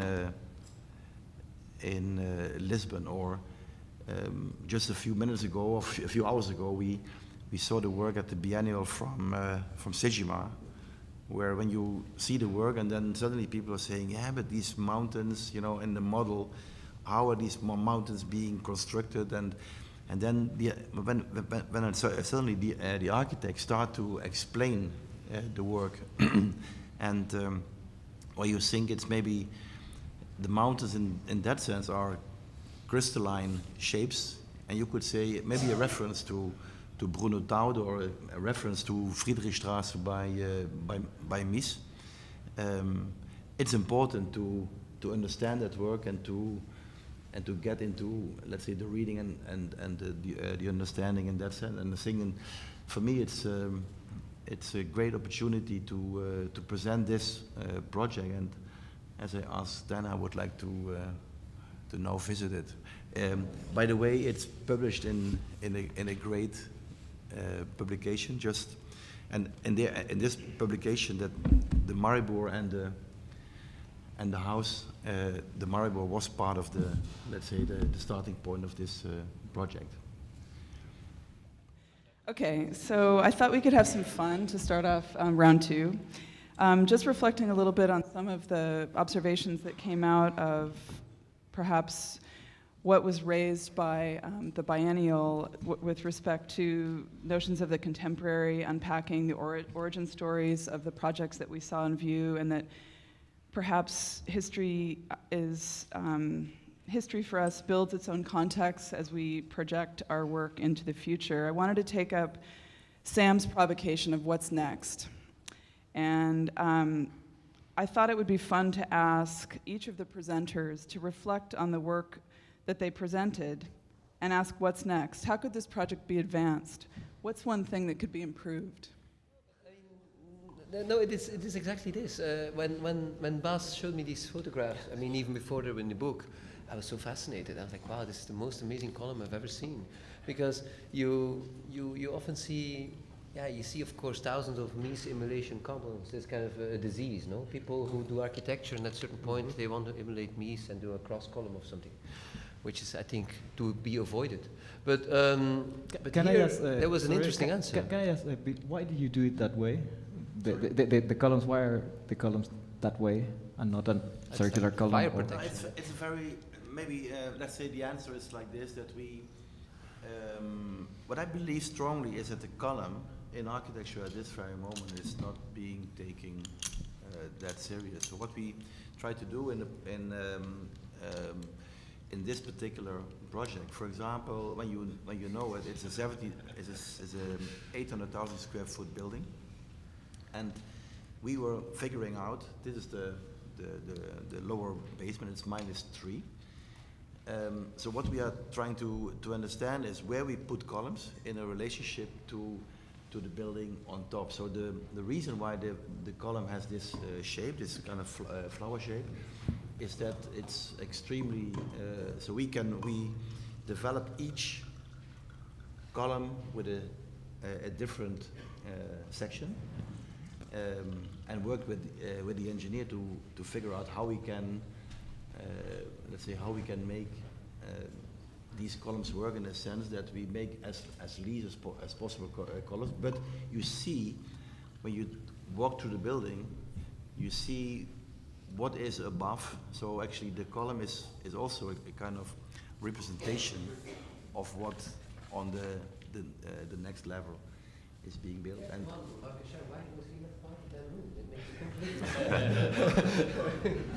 That's 2019. Well, I can say for Jennifer, what's next? I hope you build the thing. You know, but I would also say that you know the greatest flattery is theft, and apologies in advance if I rip you off. Hey Stan, the question is not really what's next, but what would you have done to have made it better? More black. Yeah. Make it bigger. High enough so you could actually enter it. Yeah, no, I want to know what the I mean, you know, again, this Donald Judd problem. I mean, this was architects' misunderstanding of Judd, that you could use minimalism as a kind of stylistic language, and as architects, we are forced to deal with the inside and the innate complexity of building as a kind of assemblage of parts. So, yeah, I'd love to know what the interior is about. Did you make also the house that is there, or only the white? No. I hired a fancy photographer, and she made the photograph. Yes. It's a photograph. The house is not hers, it's a model. But the white thing is the model or the other? The red- white thing's a model. I'm and not the background is Thomas the real man. or a It's model? real, Ah. not a rendering. But not your project. No. You Um, tossed it. I Stan- I was looking at that. I thought Stan, I was going to talk about the interior thing. So I've been talking about this project a lot. It's been on my table for a long time and trying to swiftly move towards building. But I've been thinking about things like the paradigms before, like the free plan and the ROM plan.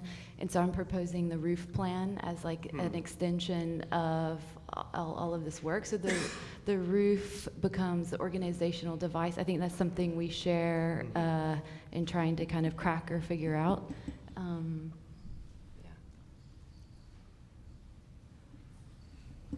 Yeah, what's next, Pezo? You have to answer too. And Piazza, can you imagine to somehow turn that into more, like into kind of terraced housing, like into longer series of things, or should it remain like the Donald Judd thing, like a single piece? Is it? Let me reshape the question. Is it fundamentally a single piece and is isolated, or you can imagine the guy next to it buys a plot and builds a Yeah, that's possible. So your recommendation is immediately taken. Okay. That's a very successful. More real estate. Yeah.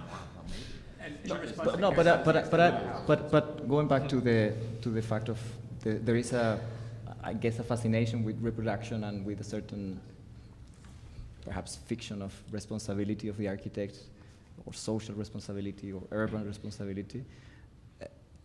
That particular house was used without authorization. In fact, a photograph of the house by some architects in Denmark for a commercial project.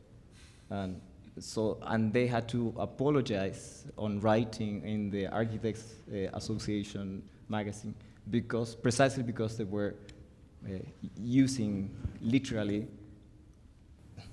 colleagues' property, intellectual property image, and so in a way it would be terrible if the neighbor copied the house. It can be copied. You were implying that the reproduction. That was his, I think. No, Pierre's suggestion I'm to asking copy this. it. Let's imagine I want to copy it in Italy somewhere. Mm-hmm. Can I do it? In China, okay. Like copying, not literally like scanning your drawings and building it, but copying, like doing it, I don't know, slightly different, but actually I like it. I like the solution with the stair in the middle and the two. Can I do it? Of course you can do it. Yeah, but there is I guess there must be a certain demarcation of property. This is a house that is so simple that it would be very hard to copy if it's not literal, because it doesn't have so many things to be copied. And so I think that perhaps it would be not a big challenge to make the same. Or the moment you start introducing a slight variation, it will be totally different. So I think it's... No, I'm meaning that. I'm meaning more in the sense of a contribution to the discipline. Like, do you want... Because I do things that I really hope would be copied in the future. Mm-hmm. Like somebody else does the same shit we are doing. And that is a great recognition of what you do. I mean, we are still copying Raphael, Palladio, whomever. But you don't want that. You don't want to be copied. Not particularly. No. I wouldn't experience any kind of pleasure by being copied at all. But it's interesting the way you frame the question in relationship to, because there are two ways of achieving that condition of repetition you talk about, right? One is to become canonical, like Raphael, Palladio, and the other is to become generic. And this is more towards the generic. Yeah, that's why you have chosen the most generic of our thesis, and still you want to copy it. So I think it's I honestly choose the one that I think is the most easy to copy. Because it applies to anywhere. No, yeah, of but course, yeah. it's the one that is, I think, challenging. I mean, I've not been there, so I might be wrong. But I think it's the one that is challenging the environment in which it is the most. Because the other works you're doing many times are in this ideal condition. I'm really totally uninterested. Like, it's such a beautiful landscape that, I mean, what I don't know. To me personally, I think you have to go there. So, but as an act of stealing or copying an idea, you could take any of those examples despite the context, because what you are criticizing is that the context is too beautiful for you. Okay, but you could still copy any of those cases if you're interested in reproduction. To me, this is interesting because it creates this relation, this tension with the space in which it is, while in absolute, like, perfect landscape, it's almost like sculpture. It's just an object, and it's like the Donnerjud thing. And I think the question should be different. I think you should ask them. You still have to Whether answer they you would- guys, I mean, whether- we're in the middle of the tour. I mean, you change the question. But let me ask the question to you. You should rephrase the question and say, imagine that he or that they would copy it and put it at a different site. This project is connected to this site, and I think that's the question you should ask. Would you take the project as it is, and would you put it maybe at a different site? Would you do that? Would you accept that? No. We strongly believe that every building is connected to the site. But to a condition. There is a connection with a condition that is both spatial and temporal. So this is an outcome. It's a project that is for a couple of artists who lost their house after an earthquake. So the system, the steel, the glass, the efficiency of it, and the studio for him, the lower part, because one does ceramic and the other one drawings. It's engraves in a small scale. It's very specific to their needs, and so that's why it's difficult to read it in other terms. It's difficult to detach the consequence of those circumstances and to just copy something that is rather not very unique. Grid of columns and beams and sections and glass. Just to get you both off the spot and to allow you to correct Kersten, what's the... What is the exercise to? To improve, what would you have change? to What would improve make better? the house. That's not a house. Sort of house. Besides give it an inside. I think walls is the beginning. Walls, yeah. But it's a bull ring now. That's what I'm surprised that you have so questions about it. But that's why, because I was connecting the two images, because I do think that this is, if I define it as a magnifying lens, I think that as a method of production of that magnifying lens, it is, again, it's a perfect machine. It operates in many levels. It anticipates failure by incorporating failure from the very beginning. So the attempt to be in the middle of nature by not being there, but never arriving to nature, because it's always blocked by the architecture, but at the same time, you couldn't be living there for 5 years with a family. It's a temporary residence. You are always in between, in that friction of temporality, in the edge of something that is not even an interior, but not totally an exterior, and that's the beauty of being there, that you cannot somehow totally relax by being in this idyllic condition. So perhaps no improvement. No, I would improve perhaps the house which they built next to it. No, I would improve the temperature of the water in the swimming pool. It's cold. Yes, very cold. Can I ask you a thing about the house? Did you ever consider paving the court? No. But the position of the swimming pool was moved several times along the process. I was going to present several versions of a floor plan because there are differences in, there was a column in the very center, then it was eliminated, and even the size. Yeah. And then the swimming pool was perpendicular to one of the pavilions and then became diagonal. Yeah, no, correct. I mean, I can talk a lot about it, but that's not what I'm supposed to. But you're right. What I find funny that I guess people would have asked, why the hell do you show Holland? But now the way you talked about it, I think Holland makes perfect sense. So I'm comforted. So thank you. No, really. Pixar gingerbread house? I would do some color correction. So the Christmas colors could be exchanged for another palette. But other than that, I think no one's going to try to copy you. And so there's some people at the table that want to be copied, but I think you don't want people to copy. So I think. Well, I don't know actually. I mean,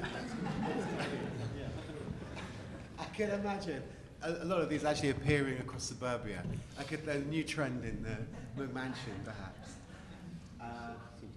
Yeah, I mean, it's obviously an unusual scenario. Yeah. It's also unusual because we're working so closely with an artist who's sort of, their kind of original medium is ceramics, and the whole building is covered in ceramics. And part of part of the project was technically how to produce ceramics at this kind of scale where you could clad a building with it, which still had the same quality as these kind of crafted.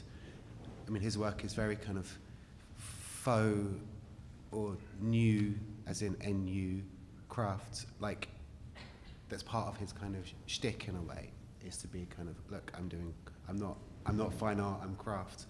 And especially the lower ones, which were then he makes alterations to the kind of more elaborate relief panels. So there's I mean, I would, in a sense, love to strip off. I hate that stuff. I hate that story. Julie, I actually, between you and me, don't tell anyone, I'm not a fan of this guy's work. Like,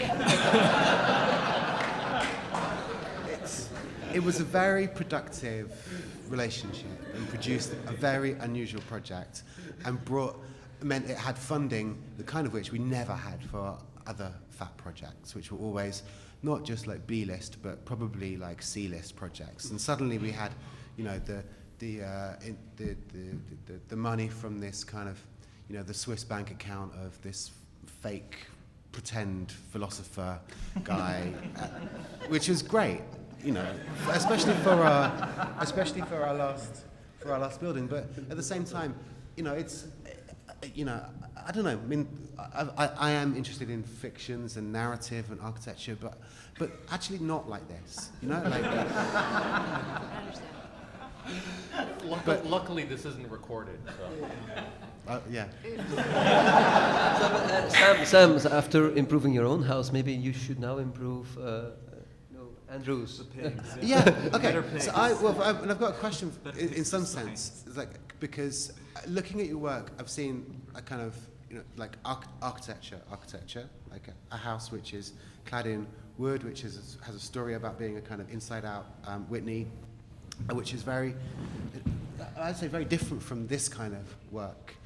And I guess the question, they seem like different kinds of projects in a way, but it also feels like this world, and I'm not sure this is the best example, but it feels like it's work about how things are made, in a sense. And I would wonder how you can translate, not necessarily the formal qualities of this world, but a kind of, you know, constructional or material logic of, like, not just buildings are being made out of parts, but buildings being things which are poured and slopped and propped and all of those kinds of things, you know, which is actually, you know, how they are made, in very mostly very primitive ways. How that can actually become part of the sort of the language of construction, because it seems like, well, my question would be, how do you handle those two parts of what seem to be your work at the moment? Where might they coincide, and what might that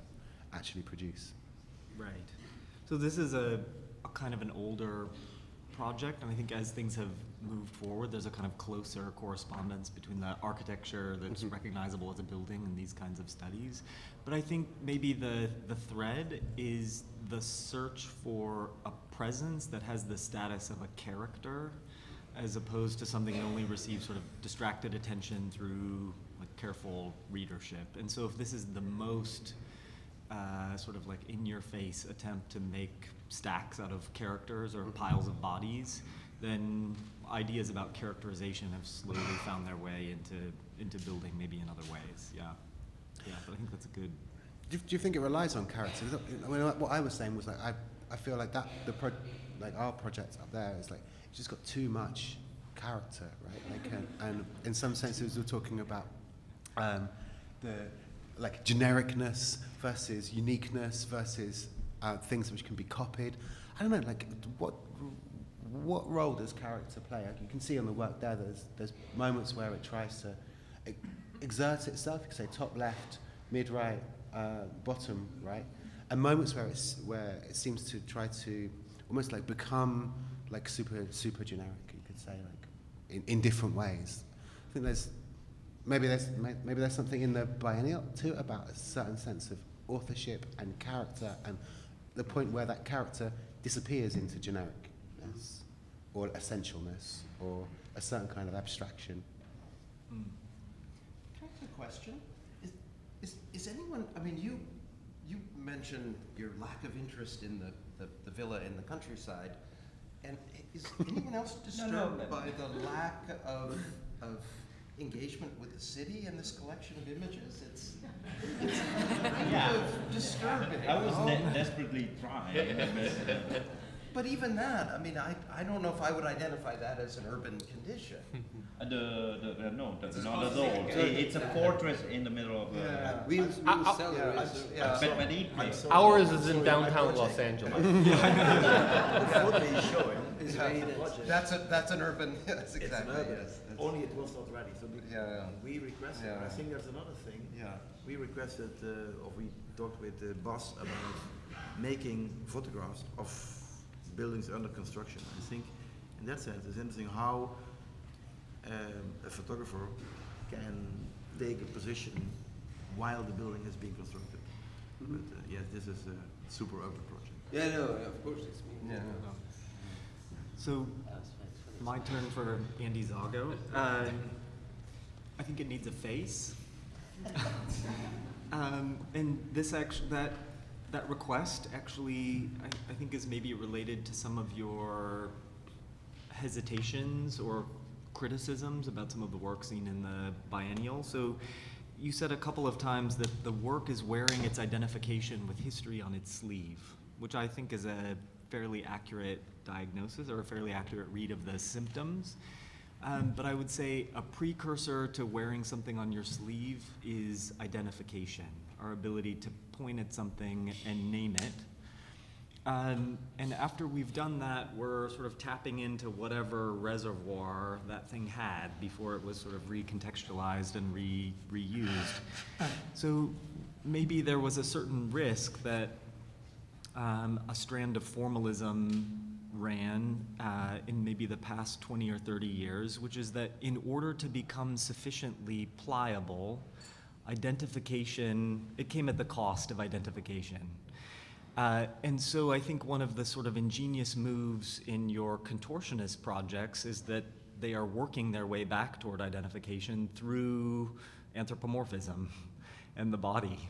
And we can actually sort of see them as a bodily presence, and that has potentially urban consequences, but it also just allows that first move of identification. And I think that has still a sort of ways to go in order to more cowbell. Yeah. Fine. Two things. First off, that other project, the squiggle one, is entirely generated from pig forms. Oh, really? Yeah. So Right, I should have picked. Those are the secret drawings for those. Yeah.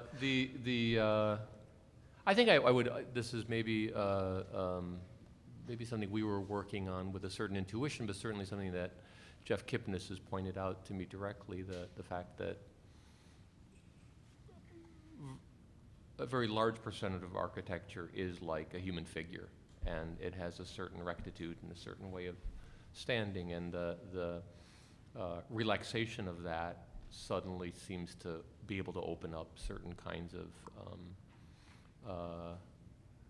other possibilities, certain kind of novel possibilities. But it seems as if once you start seeing every building as kind of having a face and kind of having a posture, then you realize you actually don't need very much.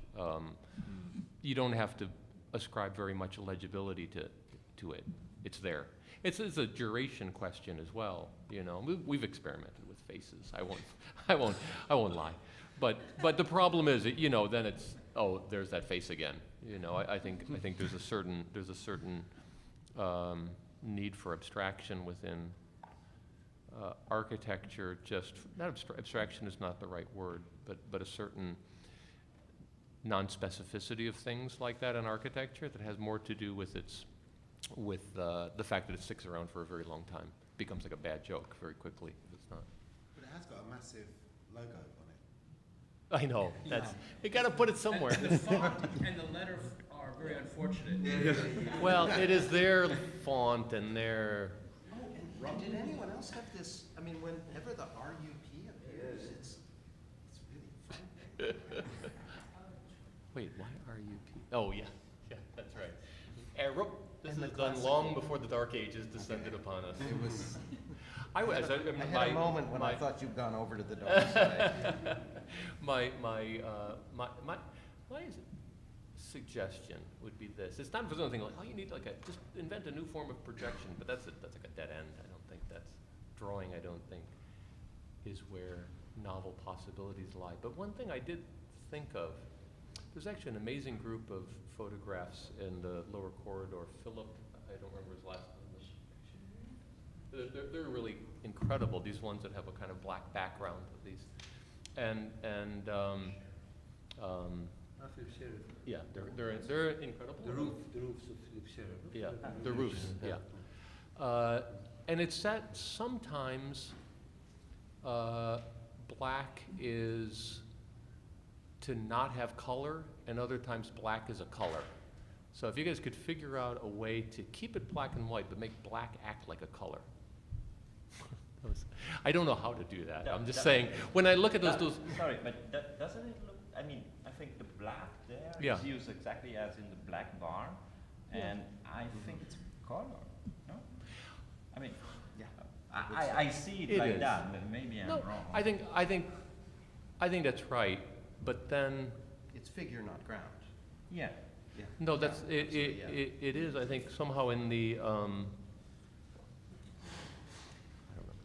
it's not a good suggestion.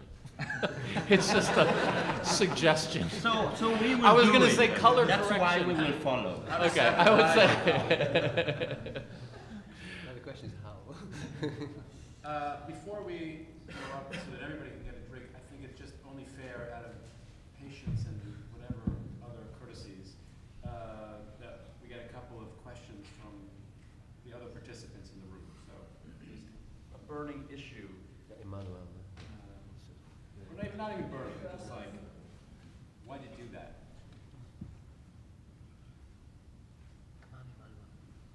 Oh, I know your question. I'm going to start calling people. That's what the panopticons are about.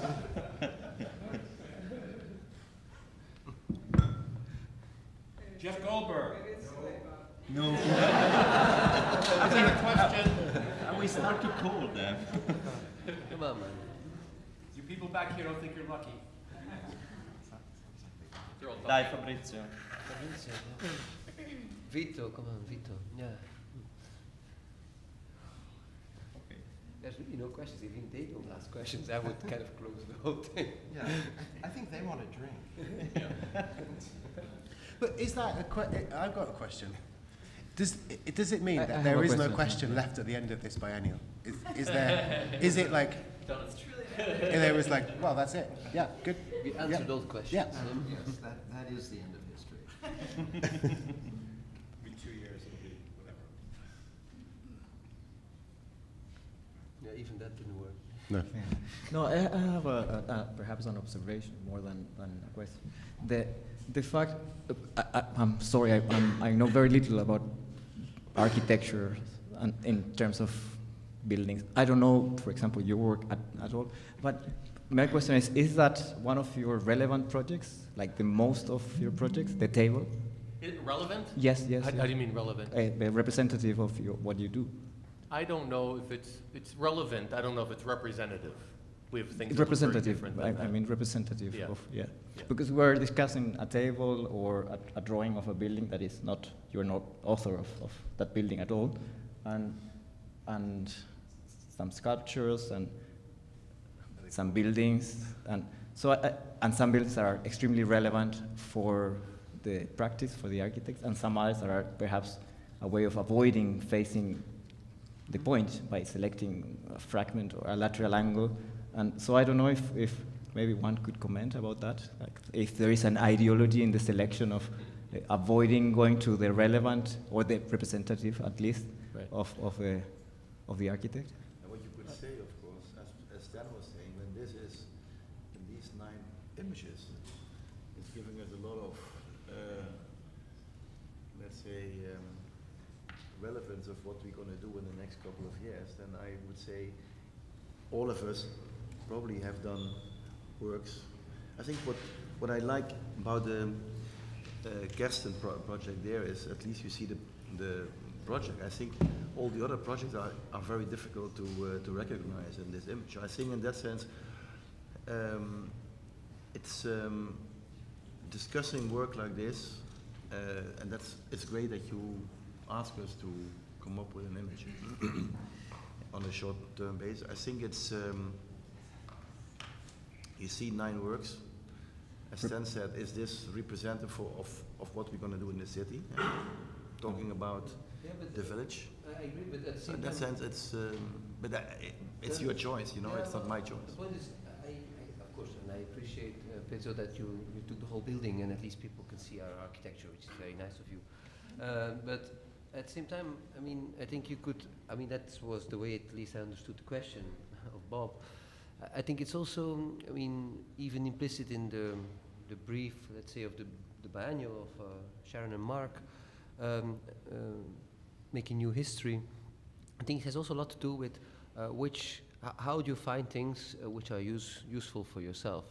And I think you might find fragments of architecture, might find things which in one way or another you can much easier or activate in a much easier way and thus make new history rather than look at it in the way you can look at something extremely beautiful and you say this is now really extremely beautiful and une réussite, but at the same time, no, that's it. I mean, speak for myself, I think in both cases it is rather like fishing for things, for what's next, than even if confronted with another work, I mean, whether it's Hollijn or in this case Wiel, than trying to make a display of that work.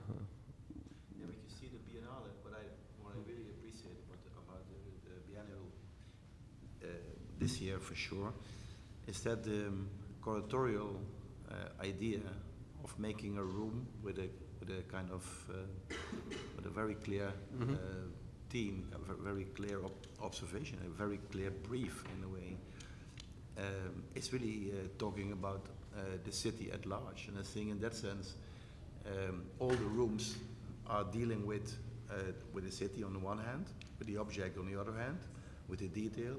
I think it's presenting the whole range of what we, in my opinion, have to discuss at this very moment in time.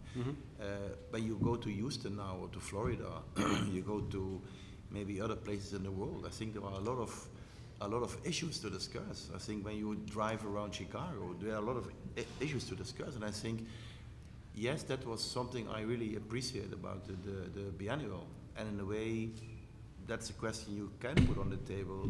Are we, I think for us this is a fantastic debate, but what do we, when we look at this, what do we get out of the debate we had today here for tonight? Because tonight we are sitting and we working again, or we walk in the city. So I think in that sense is a relevant question. Yeah, but I'm not so optimistic or perhaps generous. I think it's the ambition of a biennial is extremely high and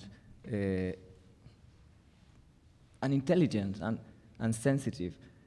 But I don't think that this table is giving any clear answer to equivalent to the ambitions. I don't think we're tackling any relevant subject. I'm sorry to say. I mean, relevant how? Representative of a moment, representative of perhaps this narcissist generation that is trying to perhaps become part of a certain history when perhaps it's not even necessary to think about it.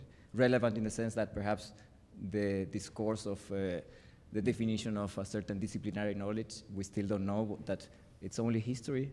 We don't talk about techniques or codes or cultures or materials, even materials. It's perhaps one of the sections of a much more complex dimension. Yeah, no, honestly, I think you're absolutely right. I mean, and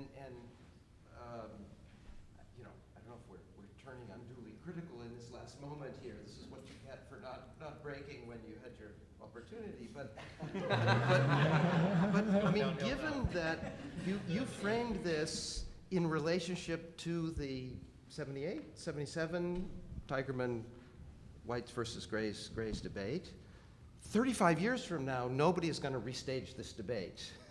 You know?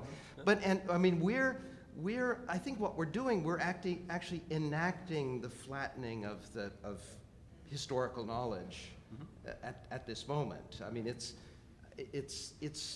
I don't think there would be any point in calling for somehow a more urgent engagement with history, because the historical moment we're living in just doesn't permit that, you know? And exactly. I think we have to find a way to come to terms with that, and not necessarily sort of bemoan the fact that we're not doing anything relevant, but rather become more self-conscious about how you operate in a historical moment in which we're condemned to irrelevance in a way, you know? I think that now more than has been for a long time, history is such an important ground under which the sort of politics is kind of framed. Certainly in the US, certainly in the UK. So an idea of history, an imaginary figure, nostalgia, is driving us into very difficult and dangerous positions. I would say, you know, what you see potentially in the biennial is a certain, you know, the possibility of reclaiming history from an idealized nostalgia, to say that it does have a kind of an agency and a politics to it. But what you also see is a kind of dead end of reenactments. And I would say that really from now on, I would be very happy for no one reenacting this debate. Partly not because it wasn't great, which of course it was, but I think the political agency of the reenactment now is much more difficult. It was important, I think, at a moment because it was sort of, you could say, a way of reclaiming something. It was an amazing performance by an artist, Jeremy Dello, which was a reenactment, like a historical reenactment of one of the big clashes during the 1980s between the striking miners and Margaret Thatcher in the UK. And so the idea of appropriating this sort of like weedy, nostalgic form of the reenactment, but taking this very like charged political moment was very, very, very important. And also not just as a gesture, not just as representation, but in the way that it actually activated communities who had been part of that moment. But I think when you see it staged again, and when you see the reenactment staged as a sort of rhetorical gesture, which is just talking into an echo chamber, I feel like it's lost that element of agency. Yeah, but is it not true? I mean, we had somehow even that conversation over lunch, as a matter of fact. But I mean, and it's not a criticism to Mark and Sharon, but you could say, and that was also shared by more of us at the table, in a way. Architecture criticism or writing about architecture has been totally replaced by curating architecture. And you could say, if you want to curate an event like you do now, then I mean it's a little bit like you choose from the menu, but you will never have the force. It's impossible. You cannot reenact the grays versus the whites and then choose from the menu, and you curate something which smells like an original debate. No, I mean. You take away what drives the debate, which is the urgency of it, which is that a group of people feel they have to confront each other. I don't agree. I think that that's precisely the relevance of the very subject, because we're witnessing a total over-construction of the architectural discourse by the production of images and the reclaiming of historical images and references and so on, up to the point that I see it perhaps in a very radical way or forced way, equivalent to what is happening with this alert of war that is imminent. You see today, newspaper, The Guardian, this North Korea crazy man in front of a missile with colors. But I simply don't believe that image is true. It's a construction. It's too perfect, it's too well taken, it's too focused, and I think that with architecture is happening something similar. Everything has become a construction, the construction not only of a discourse, but also of the mediums to depict the reality of architecture. So I think that if there is a moment to react is precisely by exposing the failure of that, which is architecture is much more than the image we have of a building through a photograph or through a I would like to adjourn, now that we're actually getting into a debate, upstairs, to continue it, since we have the bar for another hour, to accelerate the debate. I think, first of all, I want to thank the audience's generosity, but also all of your generosity. I should also mention that Sam's book on reenactment is on sale upstairs. There you go. Now the urgency of reenactment. Yeah. No, exactly. But I want to thank you all. Coming to terms with